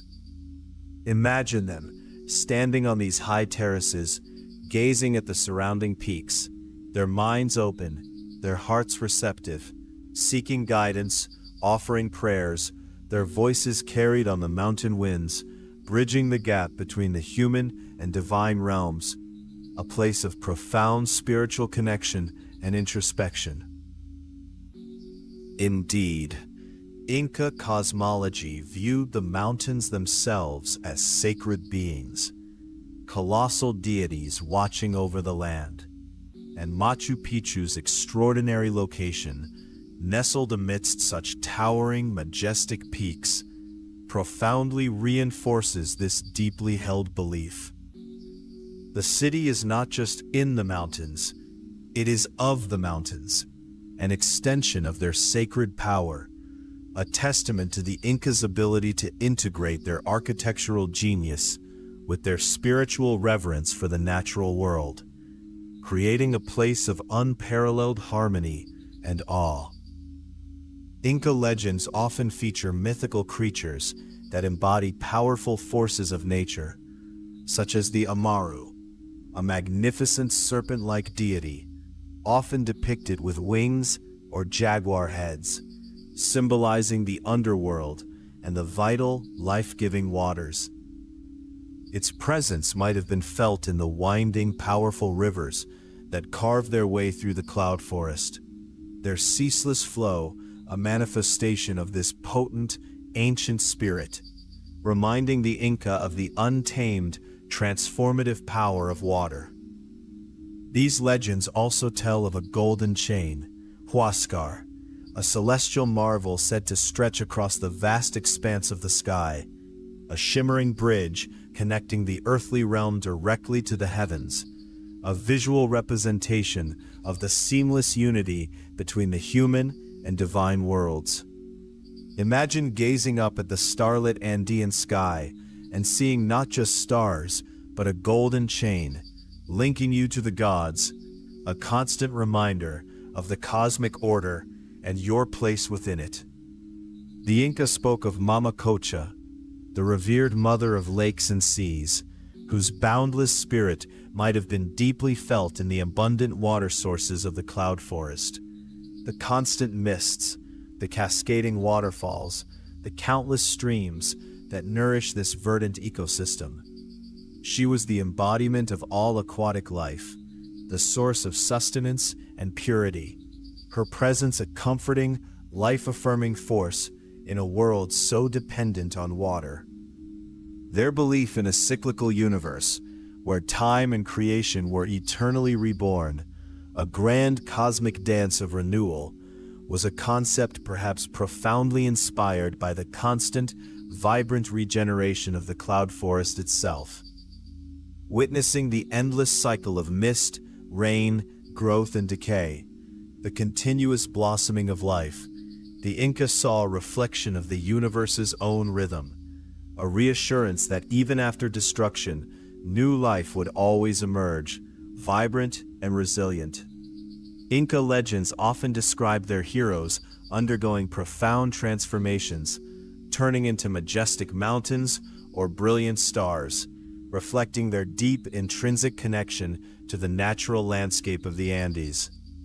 These tales are not just stories of bravery, but of ultimate communion with the earth and sky, a final merging with the very elements that shaped their lives, becoming an enduring part of the sacred landscape they so revered. Some legends suggest that Machu Picchu was a Yachaiwasi, a house of knowledge, a revered center where ancient Inca wisdom was meticulously preserved, diligently studied, and thoughtfully taught to future generations. Imagine scholars and priests gathered in these stone halls, sharing profound insights into astronomy, agriculture, engineering, and spiritual philosophy, ensuring that the accumulated knowledge of their civilization would endure, passed down through the ages. Inca myths frequently involve the Chacana, or Andean cross, a powerful and ubiquitous symbol representing the cosmos, the four cardinal directions, and the three realms of existence, often found intricately carved into Inca art and architecture. Its step design and central axis embody the interconnectedness of all things, a visual representation of their complex worldview, a sacred geometry that guided their understanding of the universe. the reverence for ancestors extended to malquis, the carefully mummified bodies of their deceased rulers and nobles, which were not only revered, but sometimes brought out for significant ceremonies, honored with offerings, and consulted for guidance. This practice underscored the belief that the ancestors remained an active, influential part of the community, their wisdom and power continuing to guide the living, bridging the gap between worlds. The Incas' profound concept of aini, reciprocal exchange, extended far beyond human interactions to encompass their relationship with nature itself, honoring the cloud forest as a living, breathing entity, a sacred being deserving of respect and gratitude. This principle of reciprocity meant that every gift from nature required a thoughtful return, a continuous exchange of energy and respect, maintaining harmony with the environment. Inca legends also mention Uku Pacha, the inner world or underworld, often associated with the mysterious depths of caves and the life-giving flow of underground springs, which are abundant in the mountainous regions of the cloud forest. These subterranean realms were seen as places of origin, of ancestral spirits, and of fertile darkness from which new life emerged, a hidden world of profound spiritual significance.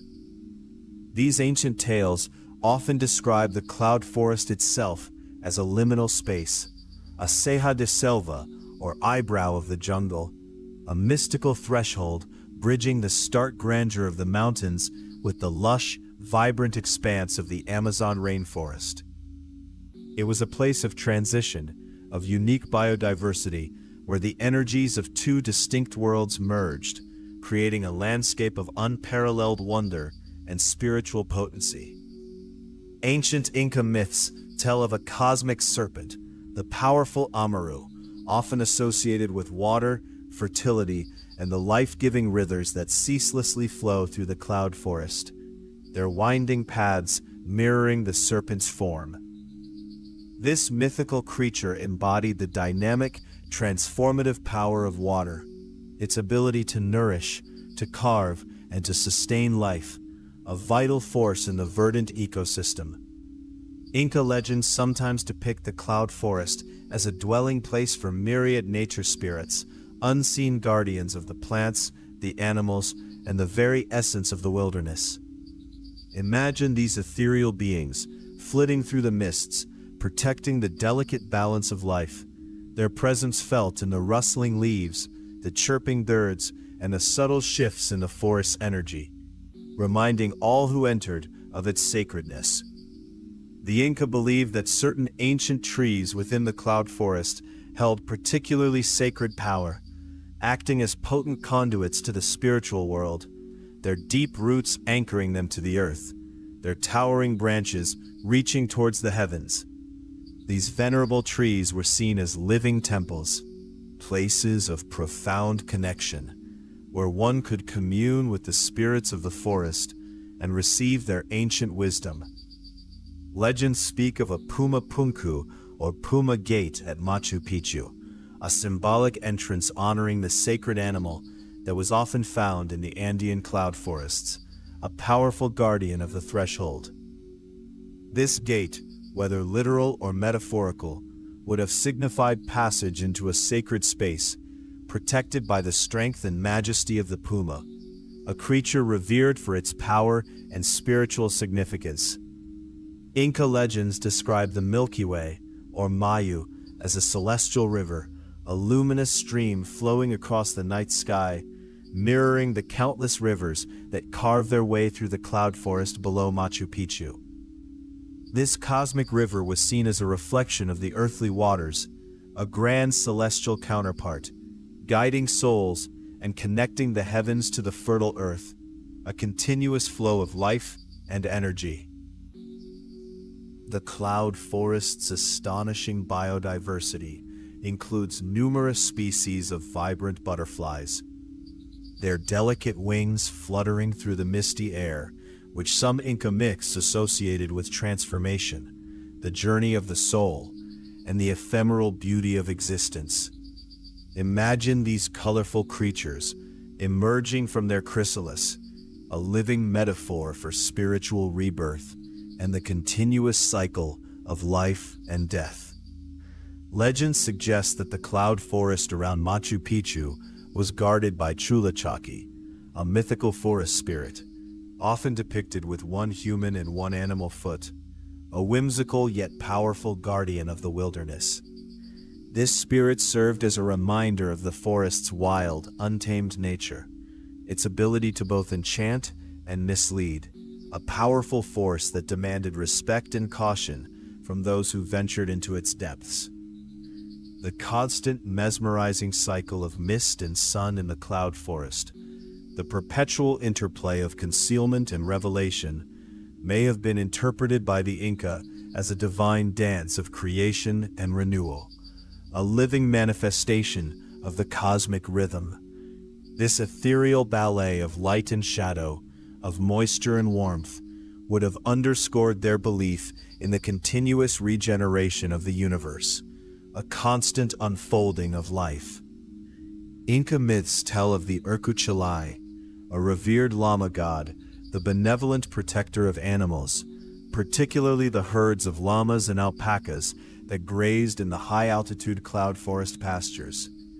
This deity ensured the well-being of these vital creatures, which provided sustenance, wool, and transport, a testament to the Incas' deep respect for the animals that sustain their lives in these challenging mountain environments. Inca legends sometimes speak of Supai, a complex figure, sometimes associated with the god of the underworld, whose realm could be accessed through the deep, mysterious caves found hidden within the cloud forest. These subterranean passages were seen as portals to other dimensions, places of power and mystery, where the boundaries between the living and the dead, the known and the unknown, blurred.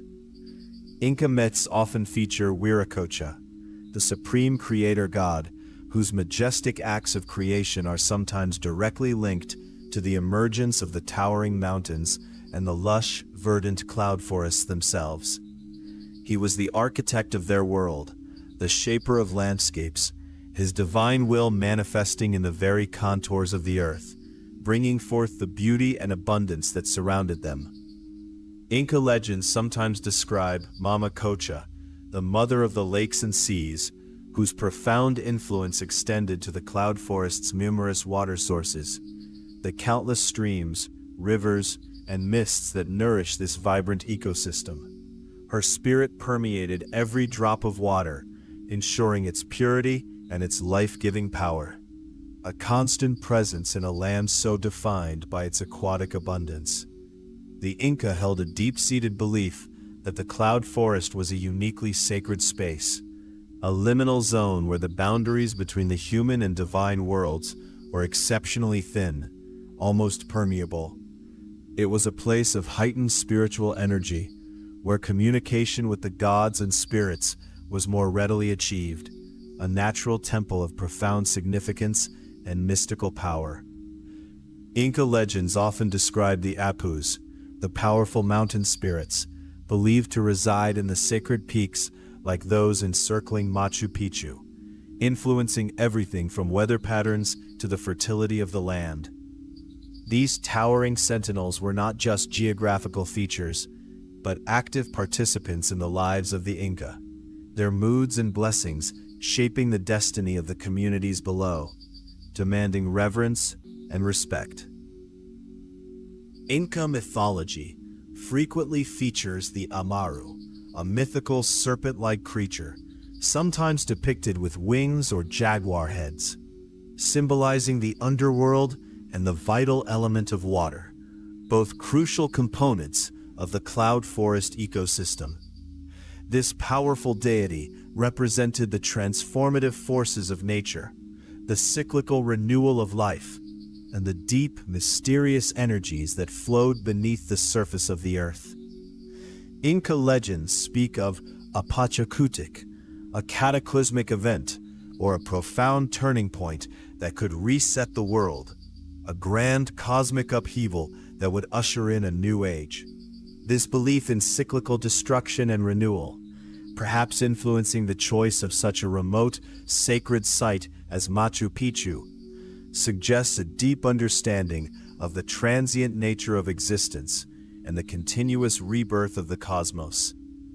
Inca myths often describe the creation of humanity from specific sacred sites, or pacarinas, linking the people directly to the earth and its powerful natural features, fostering an unbreakable bond between humans and their environment. These origin myths reinforce their identity, their lineage, and their profound connection to the land from which they emerged, a deep sense of belonging to the very soil. Inca legends tell of Mama Cocha, the mother of the lakes and sea, whose life-giving waters were revered, reflecting the paramount importance of water sources in the cloud forest ecosystem.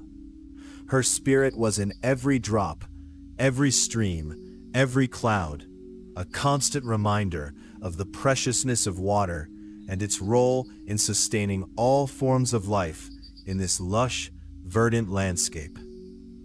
The presence of hallucinogenic plants in the cloud forest, carefully cultivated and ritually consumed, may have played a significant role in Inca spiritual practices, facilitating communication with the spirit world, as often described in their legends.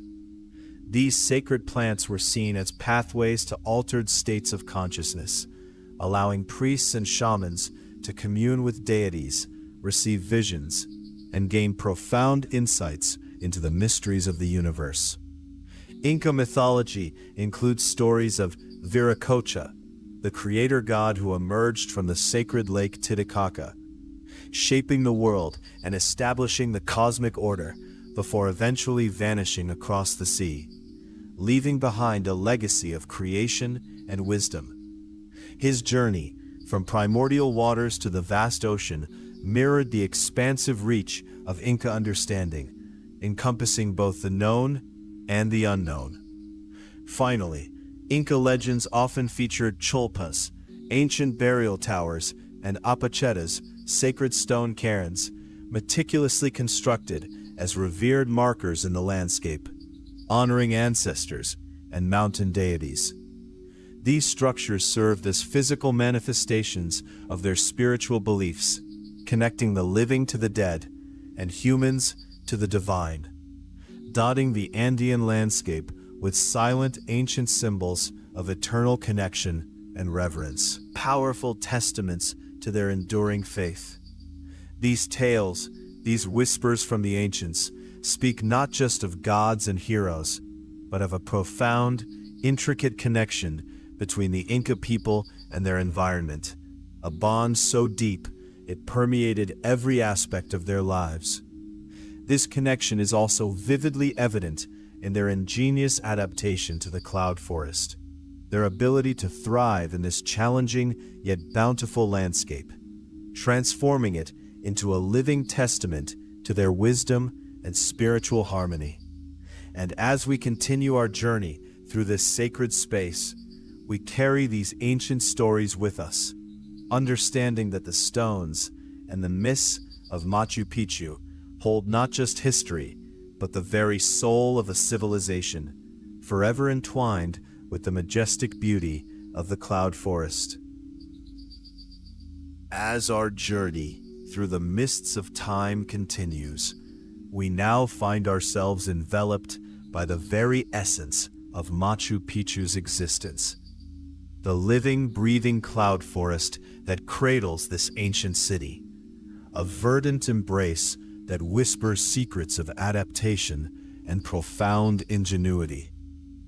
It is within this ethereal landscape that we begin to understand the true genius of the Inca, their deep reverence for the natural world, and their unparalleled ability to thrive amidst its challenges, transforming perceived obstacles into opportunities for flourishing. Imagine, if you will, the gentle, persistent humidity that permeates the air here, a soft, invisible veil that perpetually nourishes the earth, fostering an astonishing richness of life, a biodiversity that hums with quiet energy, a symphony of growth and renewal. This cloud forest environment, a realm where the terrestrial meets the celestial, is a sanctuary for an incredible array of life, a living tapestry woven with threads of emerald and jade, punctuated by bursts of vibrant color. Here, among the ancient trees draped in moss and epiphytes, you would discover unique orchids, their delicate petals unfurling in exquisite patterns, each one a miniature masterpiece of evolution, some so rare they exist nowhere else on Earth, a testament to the specialized conditions of this elevated realm. And flitting amongst these floral jewels, with an almost magical quickness, are the hummingbirds, tiny, iridescent messengers, their wings a blur against the emerald backdrop, their long, slender beaks dipping into the heart of each blossom, sipping nectar, a dance of life that has unfolded here for millennia. Their presence, a constant gentle whirring, adds to the serene ambiance, a subtle reminder of the intricate web of life that thrives in this secluded haven.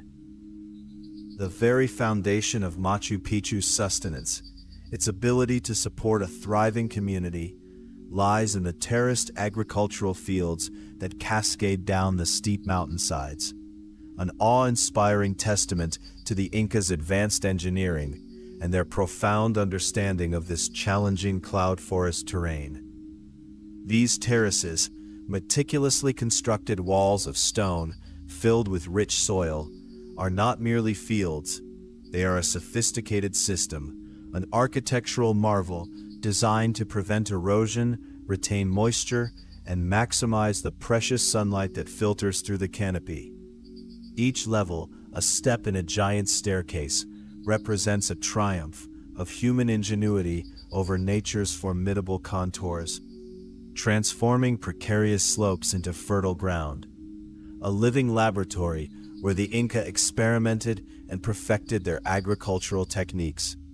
The cloud forest's unique microclimates, a patchwork of subtle variations in temperature, humidity, and sunlight across different altitudes and exposures, were not a hindrance, but a gift to the Inca. They skillfully harnessed these subtle differences, cultivating a remarkable variety of crops, each suited to its specific niche within this diverse landscape. Imagine fields of maize, its golden tassels swaying gently in the mountain breeze. Nestled alongside potatoes, their humble tubers drawing sustenance from the rich earth. And quinoa, its ancient grains providing vital nourishment, all thriving in harmony, a testament to the Incas' deep ecological knowledge. This intelligent utilization of varied microclimates allowed for a resilient and diverse food supply, safeguarding the community against potential crop failures and ensuring sustained prosperity in their mountain sanctuary. Perhaps one of the most remarkable feats of Inca engineering and a profound demonstration of their reverence for life is the intricate system of water channels and fountains that crisscross Machu Picchu, a network of liquid silver flowing through the heart of the city. These channels, meticulously carved from stone, sourced fresh, pristine water directly from natural springs nestled deep within the cloud forest, high above the city. Imagine the cool, clear water emerging from the Earth's embrace, guided gently downwards through a series of carefully constructed aqueducts, flowing into beautifully sculpted fountains where it would bubble and splash, providing not only essential sustenance, but also a soothing, constant melody throughout the settlement. This mastery of water management, ensuring a continuous supply of this most precious resource, was fundamental to the city's survival and its enduring vitality. Beyond the cultivated fields and the flowing water, the cloud forest itself is a living museum of unique flora, a botanical wonderland that thrives in the constant embrace of humidity. Here you would encounter a dazzling array of bromeliads, their vibrant rosettes clinging to tree branches, capturing moisture from the air, often forming miniature ecosystems within their cupped leaves.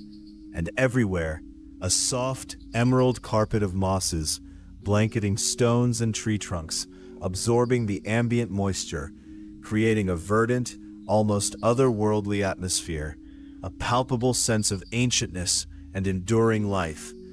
This rich tapestry of plant life, much of it endemic to this specific region, speaks to the unique climatic conditions that have fostered such specialized growth over countless centuries.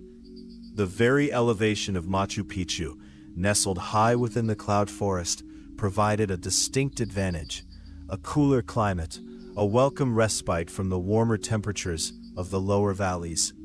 This cooler air, often accompanied by refreshing mists, would have been particularly desirable for a royal retreat, a place of contemplation and ceremony, offering comfort and a sense of serene detachment from the bustling world below.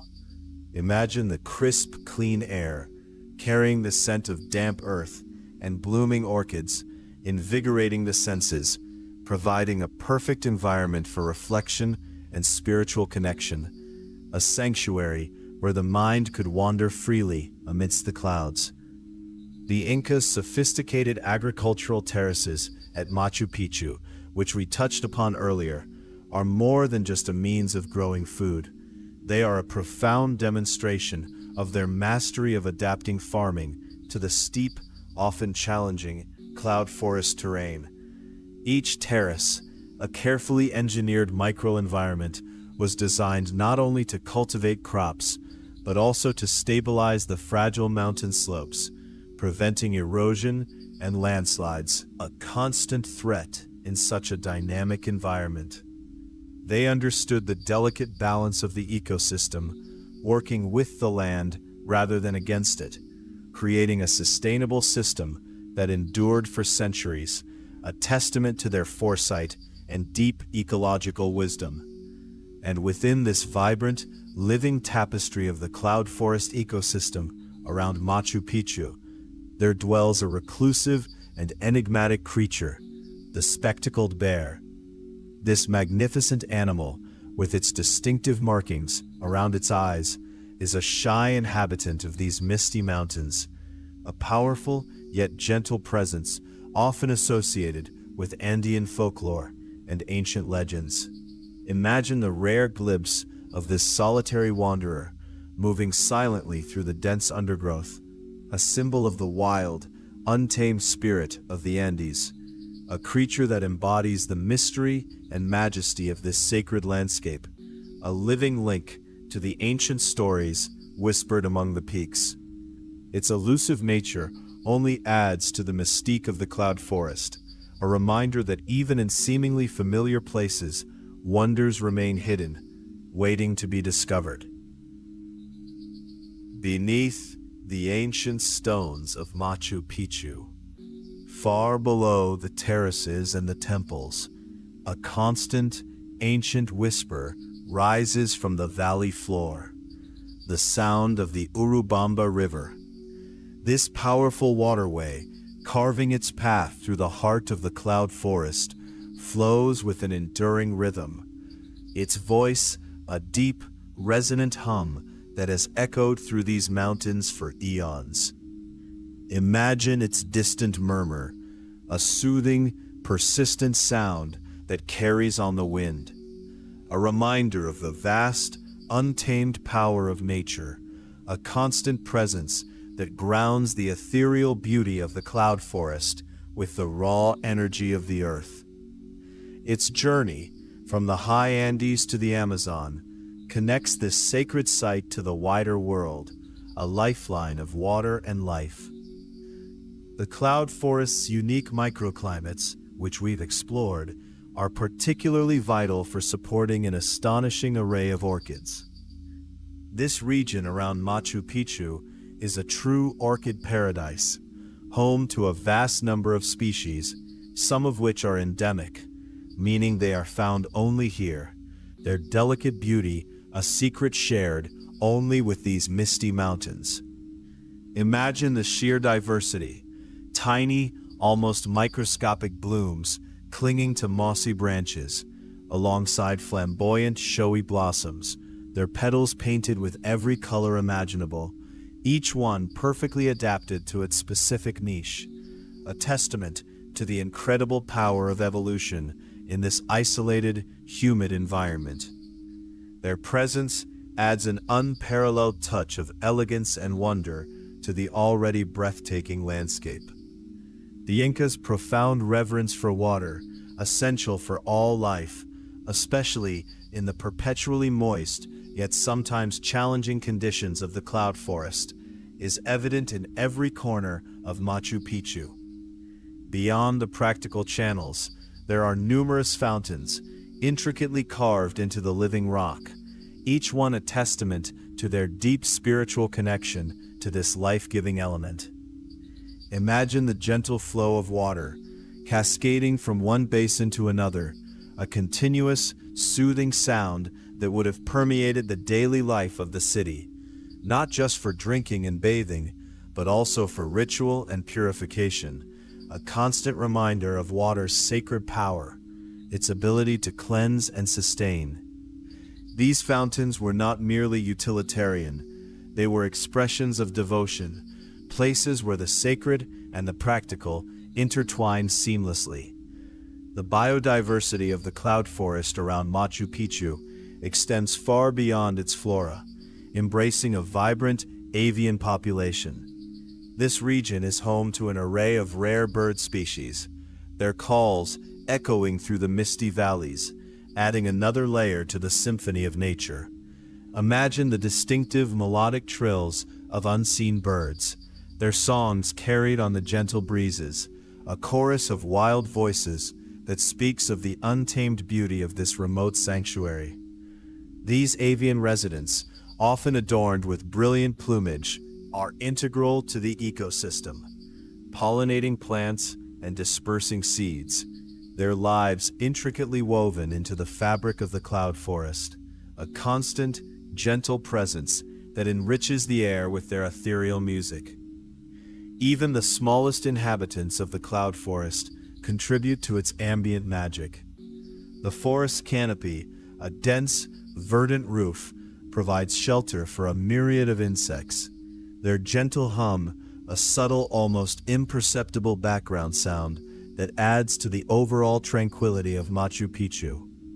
Imagine the soft, continuous buzz of unseen wings, the rustle of leaves, the distant chirping, a gentle chorus of life that fills the air, a constant, almost hypnotic drone that speaks of the ceaseless activity of the natural world, a soothing lullaby that has accompanied the city for centuries, a reminder of the interconnectedness of all living things, from the grandest tree to the tiniest beetle.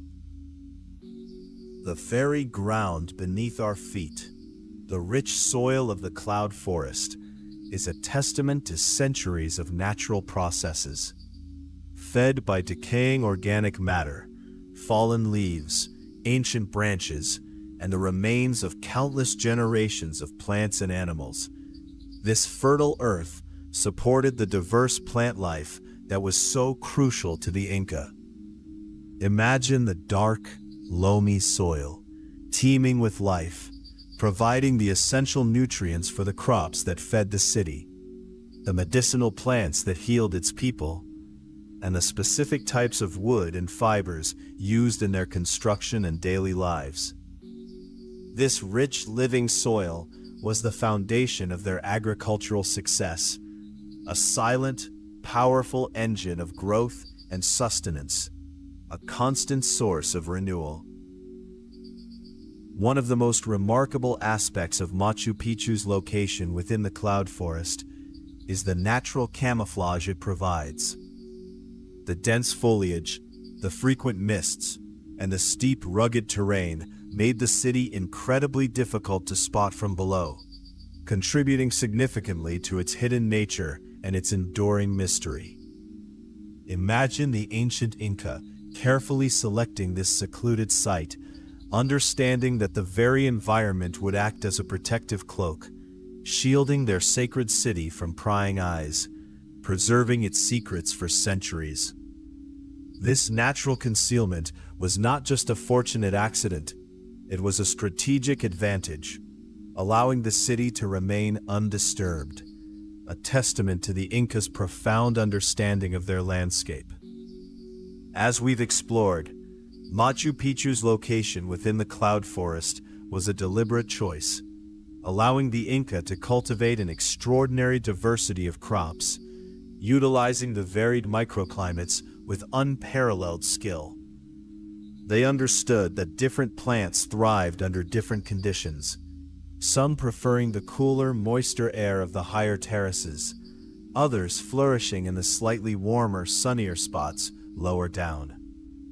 This sophisticated understanding of agricultural zoning, a precursor to modern permaculture, ensured a robust and varied food supply, a testament to their deep ecological knowledge and their ability to work in harmony with the natural world, transforming the challenging terrain into a bountiful garden.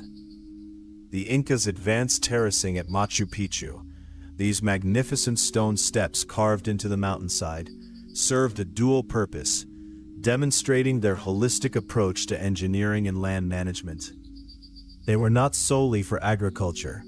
They also played a crucial role in stabilizing the steep cloud forest slopes, mitigating the ever-present threat of erosion and landslides. Imagine the intricate network of retaining walls, meticulously fitted stones holding back the earth, channeling rainwater, and preventing the precious soil from washing away. This ingenious design simultaneously created fertile ground for cultivation and safeguarded the structural integrity of the entire site, a testament to their engineering prowess and their profound respect for the delicate balance of the mountain environment. The cloud forest's unique flora, a constant source of wonder, includes a vibrant array of bromeliads and ferns that thrive on the perpetual humidity, creating a living tapestry of greens and textures. Imagine these plants clinging to rocks and trees, their fronds unfurling in delicate patterns, their leaves often adorned with droplets of moisture, reflecting the soft light of the forest. They form a dense, intricate undergrowth, a verdant carpet that blankets the landscape, contributing to the rich, earthy scent that permeates the air, a constant reminder of the life-giving humidity that defines this extraordinary ecosystem. This lush, ever-present greenery is a visual feast, a testament to the vitality of the cloud forest. The vibrant colors of the cloud forest's orchids, those exquisite jewels of the plant kingdom, were not merely admired for their beauty by the Inca. They were often seen as profound manifestations of divine beauty and fertility. Imagine the awe inspired by a particularly striking orchid, its petals a riot of color and intricate design, blooming unexpectedly in the dense foliage. These floral wonders would have been interpreted as messages from the gods, symbols of life's abundance and the sacred power of creation, perhaps even used in rituals or as offerings, connecting the earthly realm with the spiritual, deepening the Incas' reverence for the natural world and its mysterious wonders. Beyond their aesthetic and spiritual significance, the Inca possessed an extensive and sophisticated knowledge of the medicinal properties of specific cloud forest plants. This invaluable wisdom, passed down through generations, allowed them to harness nature's pharmacy for healing and well-being. Imagine the shamans and healers walking through the dense forest, identifying particular leaves, roots, or barks, understanding their specific properties, some for fever, others for pain, still others for spiritual ailments. This deep understanding of ethnobotany, a testament to centuries of observation and experimentation, highlights their profound connection to their environment and their ability to extract its healing secrets. The Incas' advanced understanding of the cloud forest's microclimates extended to their agricultural planning, allowing them to determine optimal planting times for various crops with remarkable precision. They knew exactly when the subtle shifts in temperature, humidity, and rainfall would create the perfect conditions for each plant to thrive, ensuring successful harvests year after year. Imagine their careful observations of the seasons, the subtle changes in the air, the patterns of the mists, all contributing to a sophisticated agricultural calendar, a testament to their scientific approach and their profound attunement to the rhythms of nature, ensuring the sustained prosperity of their community. The cloud forest's rich soil, as we've discussed, was absolutely crucial for the Incas' agricultural success at Machu Picchu. This fertile earth, constantly replenished by decaying organic matter, provided the ideal medium for their diverse crops to flourish. Imagine the tireless work of preparing the soil, enriching it with compost, understanding its composition, and nurturing its life-giving properties. This deep respect for the earth, recognizing it as a living entity, was fundamental to their agricultural philosophy, ensuring that the land remained productive and healthy for generations. A sustainable relationship between humanity and nature. The cloud forest's unique ecosystem also meant that the Inca had access to a diverse array of building materials. From the abundant stone of the mountains to specific types of wood and fibers found within the forest itself. Imagine the skilled craftsman selecting just the right type of timber for roof beams, or specific plant fibers for ropes and textiles, each material chosen for its strength, durability, and suitability for its intended purpose. This resourcefulness, utilizing what the immediate environment provided, speaks to their adaptability and their deep knowledge of the natural resources available to them, allowing them to construct a city that blended seamlessly with its surroundings.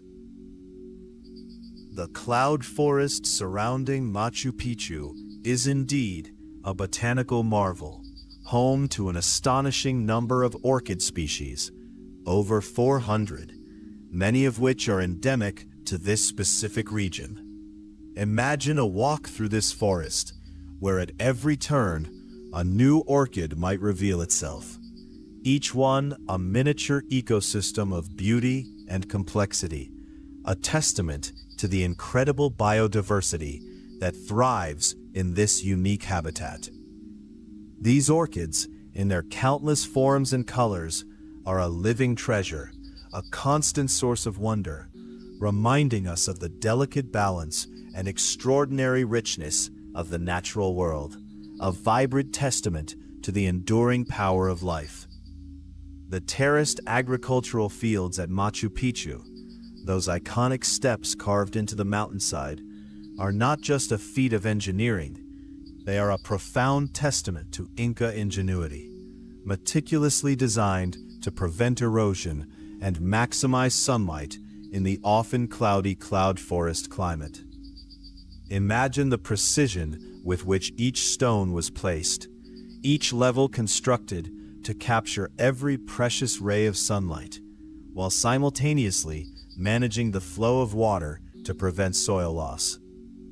This intelligent design, a perfect blend of form and function, allowed the Inca to transform challenging terrain into a highly productive agricultural landscape, a harmonious integration of human endeavor and natural forces. And once more, we consider the spectacled bear, that elusive creature of the cloud forest, whose presence adds another layer of mystique to this sacred landscape. According to some ancient Andean beliefs, this powerful animal possesses the extraordinary ability to move between the human and spirit worlds, a guardian of the forest's secrets, a bridge between realms. Imagine the reverence and awe inspired by such a creature, a symbol of the wild, untamed spirit of the Andes, a living embodiment of the interconnectedness of all things, a reminder that the natural world holds mysteries far beyond our immediate comprehension, a silent sentinel watching over the ancient city.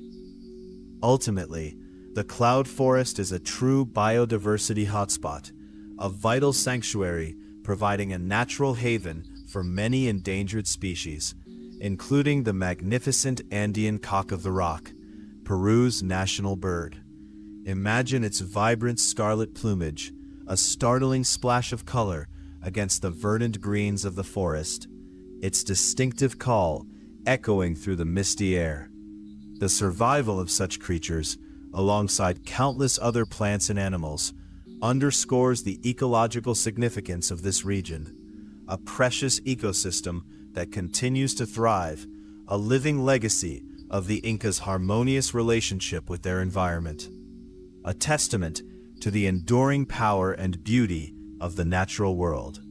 This profound harmony with nature, this intricate dance between human ingenuity and the boundless generosity of the cloud forest, is something that lingers in the heart, a whisper of the wild.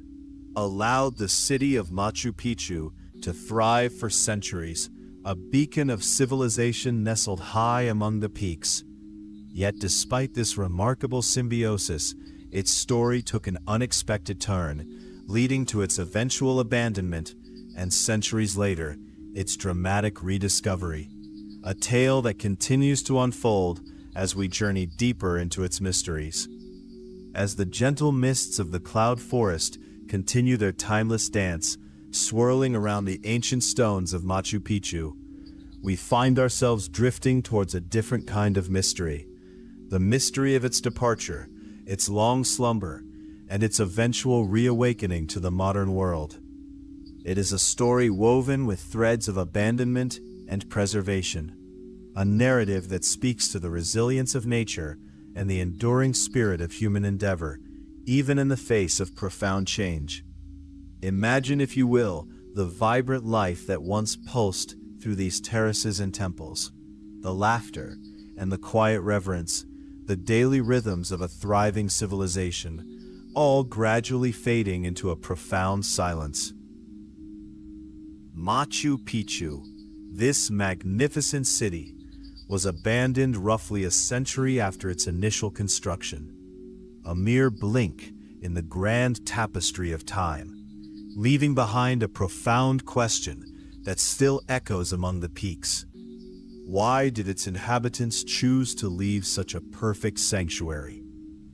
The precise reasons remain shrouded in the very mists that cradle these mountains, yet many scholars, peering through the veils of history, suggest that the tumultuous arrival of the Spanish conquistadors, though they never directly reached these heights, cast a long and chilling shadow across the entire Inca Empire, disrupting its intricate social fabric and its delicate balance of power. The relentless march of conquest, the devastating impact of introduced diseases, and the profound societal upheaval that rippled through the land likely led to a slow, deliberate exodus from this sacred site, perhaps as its purpose diminished or its resources became strained in a rapidly changing world. One can almost picture the final inhabitants, with heavy hearts and a deep sense of reverence, performing their last ceremonies, carefully closing doors, and then descending the winding paths, leaving their magnificent creation to the embrace of the encroaching jungle, a silent testament to their ingenuity and their profound connection to the earth. And perhaps this very abandonment, this quiet withdrawal, was its salvation. For the Spanish never truly discovered Machu Picchu, allowing it to remain hidden, a precious jewel secreted away within the dense embrace of the cloud forest for centuries upon centuries. While other grand Inca cities and ceremonial centers were plundered, dismantled, or repurposed by the conquering forces, their stones often used to construct new colonial edifices, Machu Picchu remained untouched, its intricate architecture and sacred spaces preserving their original intent, their spiritual essence, undisturbed by the clamor of a new empire. The thick canopy of trees, the swirling fogs, and the sheer inaccessibility of its mountain perch acted as a natural guardian, a silent sentinel protecting its secrets from the outside world, allowing the passage of time to soften its edges, but never to erase its profound presence. Imagine the slow, patient reclamation by nature, vines gently intertwining with carved stones, mosses cushioning ancient pathways, the vibrant green of the jungle gradually enveloping the gray granite, transforming the city into a harmonious blend of human creation and wild, untamed beauty. It was not until the early 20th century, in the year 1911, that the world beyond the immediate local communities began to truly glimpse this marvel. When Hiram Bingham III, an American explorer and historian, embarked on an expedition that would forever link his name with the rediscovery of Machu Picchu. Guided by the invaluable knowledge of local Quechua farmers who had always known of its existence and continued to cultivate the ancient terraces, Bingham was led through the dense, winding paths, through the thick foliage and the clinging mists, until he emerged into a clearing where the magnificent ruins lay before him, partially obscured by centuries of overgrowth, yet undeniably grand and profoundly moving. His initial encounter, a moment of breathtaking revelation, sparked a global fascination with this lost city, igniting imaginations and drawing the attention of archaeologists, historians, and dreamers from every corner of the earth, all eager to unravel its mysteries.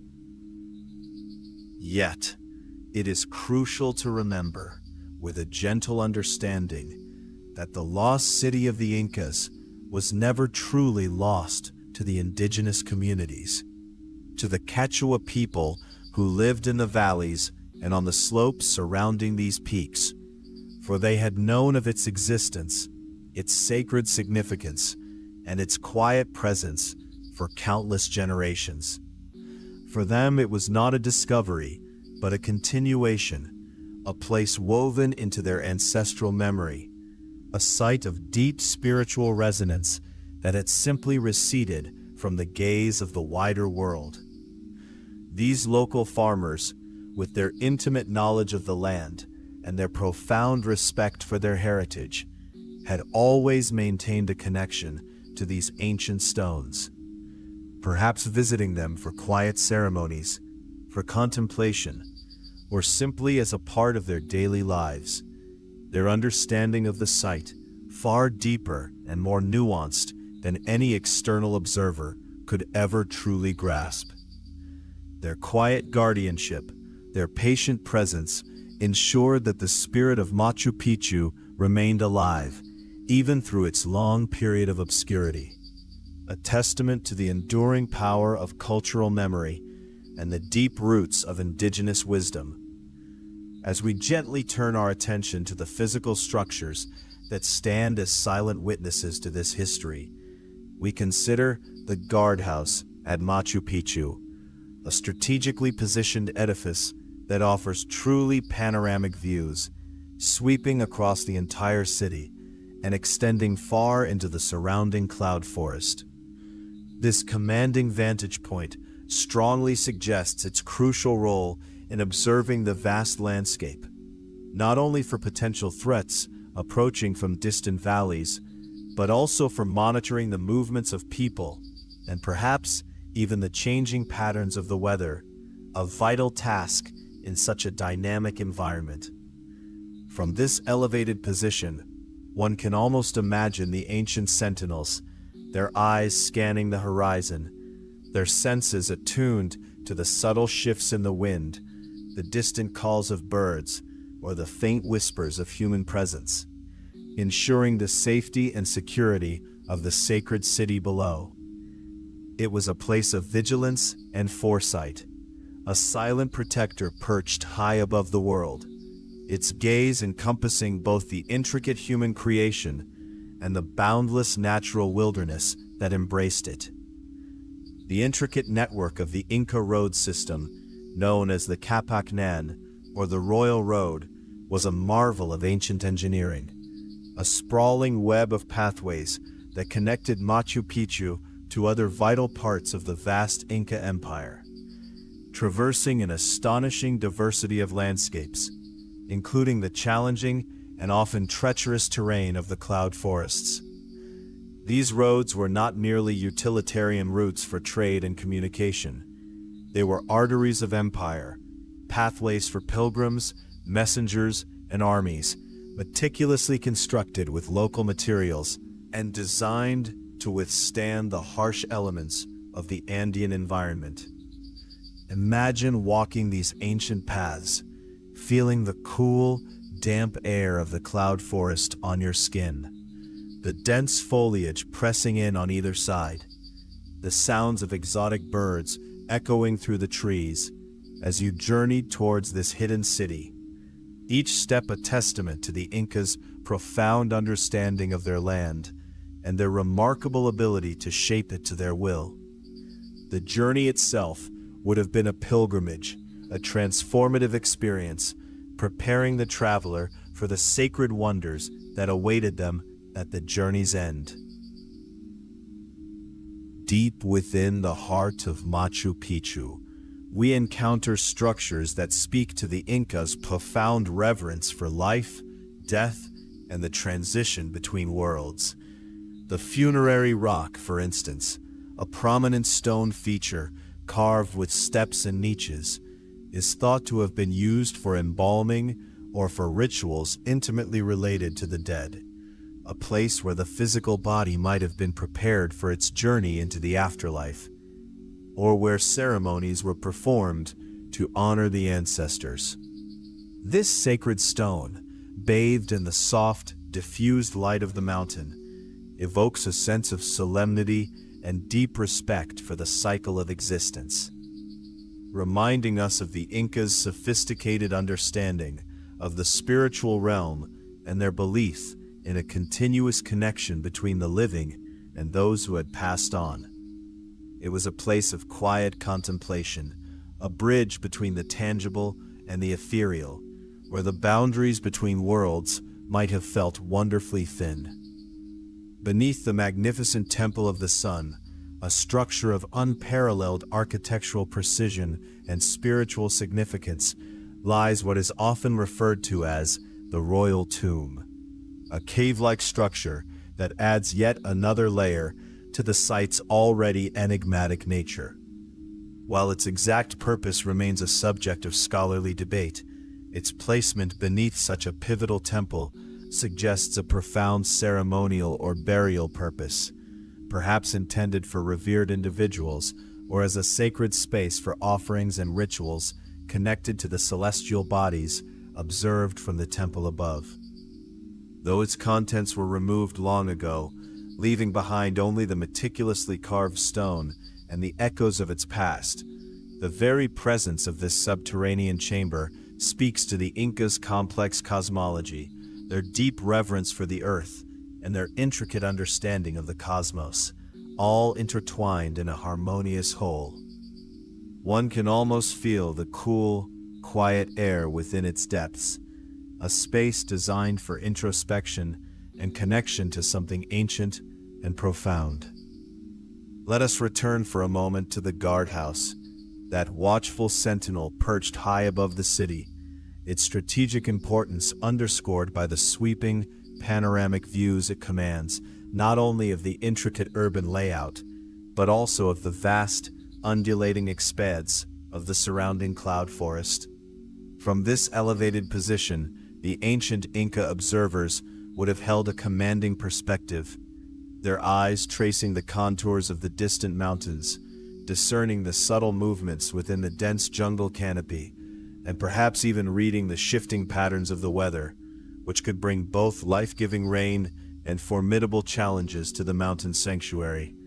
It was a place where vigilance met tranquility, where the practical necessity of defense merged seamlessly with the awe-inspiring beauty of the natural world. A constant reminder of the city's unique position, nestled between the earthly and the celestial. The funerary rock at Machu Picchu, with its carefully carved steps and niches, continues to intrigue and invite contemplation, its form suggesting a deliberate and sacred function related to the passage of life. It is widely thought to have been used for embalming or for ritualistic preparations of the deceased, a solemn space where bodies might have been ritually cleansed, adorned, or prepared for their final journey, reflecting the Incas' profound respect for their ancestors and their elaborate beliefs surrounding death and the afterlife. Imagine the quiet reverence that would have permeated this space, the gentle hands performing ancient rites, the soft chants echoing in the mountain air, as the spirits of the departed were honored and guided, their connection to the living world maintained through sacred ceremony. This rock stands as a silent testament to a culture that viewed death not as an end, but as a transformative passage, deeply interwoven with the natural cycles of the cloud forest and the cosmos.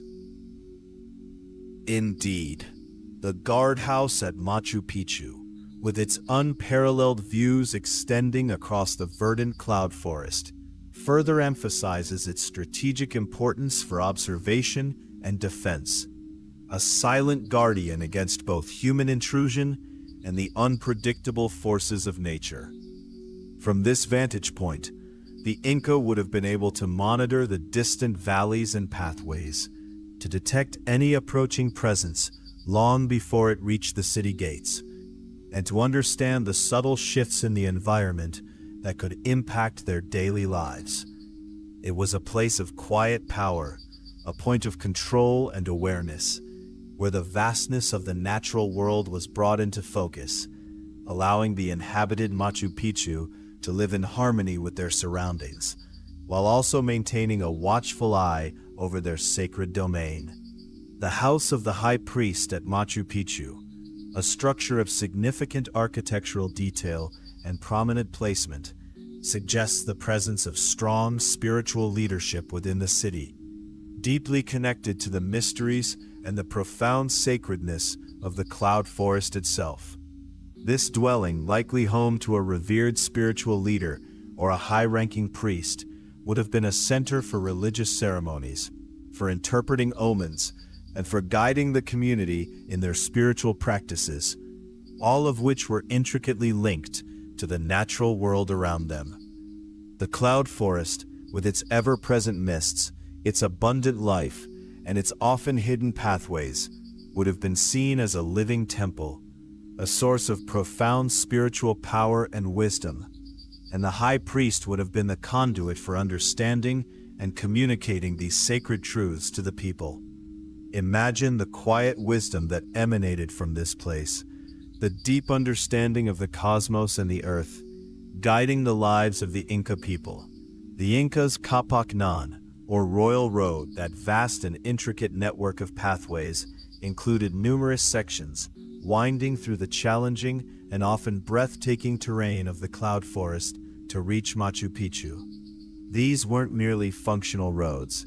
They were arteries of spiritual connection, pathways that led pilgrims and officials through a landscape imbued with sacred meaning, where every turn of the path, every gnarled tree, every cascading waterfall held significance.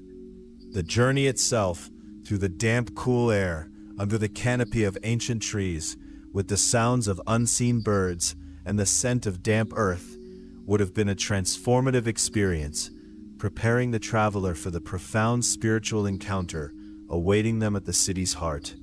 These roads, meticulously engineered to hug cliff sides and traverse steep inclines, are a testament to the Incas' mastery of their environment and their unwavering determination to connect their sacred sites, even across the most formidable natural barriers. The enduring mystery of Machu Picchu is inextricably linked to the fact that this lost city of the Incas remained utterly unknown to the Spanish conquistadors, a circumstance that preserved its secrets within the dense, protective embrace of the cloud forest for centuries. While other great Inca centers fell to the Spanish, their temples defiled and their gold plundered, Machu Picchu remained untouched, a silent guardian of Inca culture and spirituality. The very inaccessibility of its location, shrouded in mist and hidden by thick vegetation, proved to be its ultimate salvation, allowing its intricate architecture, its sacred spaces, and its profound spiritual essence to endure, undisturbed by the forces of conquest. This prolonged period of obscurity allowed the city to retain its pristine character, a time capsule of an ancient civilization, waiting patiently for the moment when it would once again reveal its wonders to the world, its secrets preserved by nature's gentle hand. Beneath the awe-inspiring Temple of the Sun, that magnificent curved structure aligned with celestial events, lies what is often referred to as the Royal Tomb or Mausoleum, a subterranean chamber that speaks volumes about a significant ceremonial or burial purpose, though its exact nature remains shrouded in mystery due to its contents being removed long ago. This cool, quiet space, carved with meticulous precision into the living rock, evokes a sense of profound reverence and solemnity, suggesting a place of honor for important individuals or a site for sacred offerings connected to the sun and the earth. The very act of placing such a chamber beneath the principal temple underscores the Incas' deep connection between the celestial and the terrestrial, between the cycles of life and death, and the enduring power of their spiritual beliefs, all harmoniously integrated into the very fabric of their sacred city. The Inca Bridge, a truly remarkable and precarious stone path carved into a sheer cliff face with a unique removable log section, served as a brilliant defensive measure, effectively guarding the city's secrets within the cloud forest. This ingenious design meant that in times of threat, the log could be removed, creating an impassable gap, thus severing a vital access point to the city and ensuring its security. Imagine the sheer audacity of its construction, clinging to the side of a dizzying precipice, a testament to the Incas' engineering prowess and their strategic foresight. This bridge was not merely a pathway, it was a silent guardian, a physical manifestation of Machu Picchu's protected status, a final barrier against the outside world, ensuring that its sacred spaces and its profound knowledge remain safe within the embrace of the mountains. Once more we turn our gaze to the guardhouse at Machu Picchu, that elevated vantage point offering truly panoramic views, strategically positioned to observe any approaching visitors, whether they be friendly travelers or potential adversaries, and to monitor the vast, undulating cloud forest landscape below.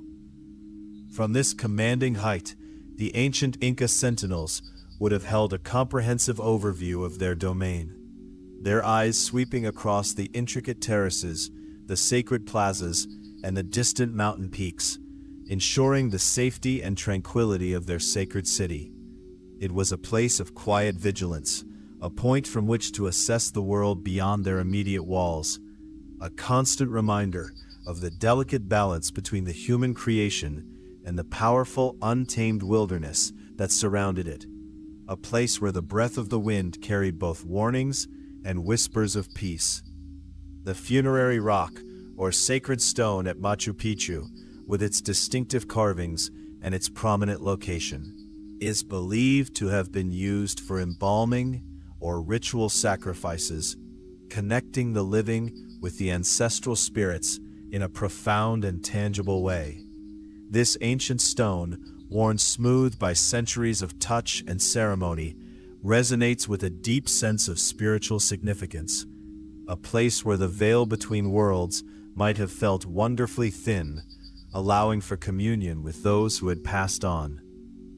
The Incas' cosmology was rich with reverence for their ancestors, believing that their spirits continued to influence the world of the living, and this sacred rock would have been a focal point for maintaining that vital connection, a place of profound respect and solemn ceremony, where the cycles of life and death were honored as part of the grand cosmic dance. And finally, we reflect once more upon the funerary rock at Machu Picchu, possibly used for embalming, which suggests a profound and intricate connection between life, death, and the natural cycles of the cloud forest itself. The Inca understood that life emerged from death, that the decaying leaves nourished new growth, that the mists brought life-giving water, and that the mountain itself was a living entity. This sacred stone, therefore, was not merely a place for the dead, but a place that acknowledged the continuous flow of energy, the endless transformation that defines existence. It was a space where the human experience of mortality was integrated into the larger eternal rhythms of nature. A quiet reminder that we are all part of a grand, interconnected web of life, constantly evolving, constantly returning to the earth from which we came. As the story of Machu Picchu gently draws to its close, we are left with its enduring mysteries, these whispers of a civilization that understood the profound interconnectedness of all things: the earth, the sky, the human spirit, and the sacred cycles of life and death. The legacy of the Inca people, etched into these stones and carried on the mists of the cloud forest, is one of deep reverence for nature, extraordinary ingenuity, and an unwavering spiritual connection to their world. Now, as the final echoes of these ancient tales begin to fade, allow your breath to deepen, to become as slow and steady as the gentle currents of the Urubamba River flowing far below these sacred peaks. Feel the weight of your body settling into the soft embrace of your bed, each muscle releasing its hold, each nerve unwinding, as if you are sinking into the very earth itself, finding comfort and stillness. Imagine the cool, soft mists of the cloud forest gently caressing your skin, washing away any lingering thoughts, any worries that might still cling to the edges of your mind. Let them dissolve, like mist evaporating in the morning sun, leaving behind only a profound sense of peace. Picture yourself lying on a soft bed of moss, high in the mountains, surrounded by the quiet majesty of ancient trees, their branches reaching towards the starlit sky. The air is fresh and clean, carrying the faint, earthy scent of damp soil and blooming orchids, a natural perfume that soothes your senses. Above you, the night sky is a velvet canvas, dotted with countless stars, each one a tiny, shimmering jewel, twinkling softly, inviting your gaze to drift and soften. There is no need to count them, no need to understand their patterns, simply to observe their gentle glow, their silent dance across the heavens. Feel the gentle rhythm of your own breathing, a soft, continuous wave flowing in and out, like the quiet tides of a calm, moonlit ocean. With each inhale, draw in a sense of deep tranquility, a feeling of profound calm spreading through every cell of your being. And with each exhale, release any tension, any remaining resistance, letting it float away on the soft night air, disappearing into the vast, peaceful darkness. You are safe, you are secure, you are utterly at peace in this moment, held gently by the quiet power of the earth and the boundless expanse of the sky. Allow your eyelids to feel heavy, so wonderfully heavy, as if they are made of soft, warm silk, gently closing over your eyes, sealing out the last vestiges of the day. As your vision darkens, your other senses become heightened, yet in a wonderfully subdued way. You might hear the faint, distant whisper of the wind through the leaves, a soft, lulling sound that carries you deeper into relaxation. You might feel the gentle warmth of your blankets, a comforting embrace that cocoons you in softness and security. Let your mind drift like a tiny boat on a calm, dark lake, with no destination, no direction, simply floating effortlessly, carried by the gentle currents of your own breath. Thoughts may still arise, like small ripples on the water's surface, but you can observe them without judgment, without attachment, allowing them to pass by, to gently fade into the quiet expanse of your inner world. There is nothing you need to do, nowhere you need to be, except here, in this moment of profound rest. Imagine the ancient stones of Machu Picchu, now bathed in the soft glow of the moon, standing in silent majesty, guardians of dreams and whispers of old. The cloud forest sleeps around them, a vast, living blanket, breathing softly in the darkness. You are part of this stillness, part of this ancient peace, your own being merging with the quiet serenity of the night. Feel yourself sinking deeper and deeper into a state of profound relaxation, a gentle descent into the soft, comforting embrace of sleep. You are drifting now, effortlessly, weightlessly, carried by a wave of pure calm. The boundaries between yourself and the peaceful night are dissolving, and you are becoming one with the quiet, restorative energy of the universe. Allow yourself to surrender completely to this feeling, to let go, to simply be. Sleep is calling to you now, a soft, warm invitation, and you are ready to answer. Deeper and deeper you go, into the gentle, healing darkness, into the sweet, restorative embrace of a peaceful, dream-filled sleep. Good night.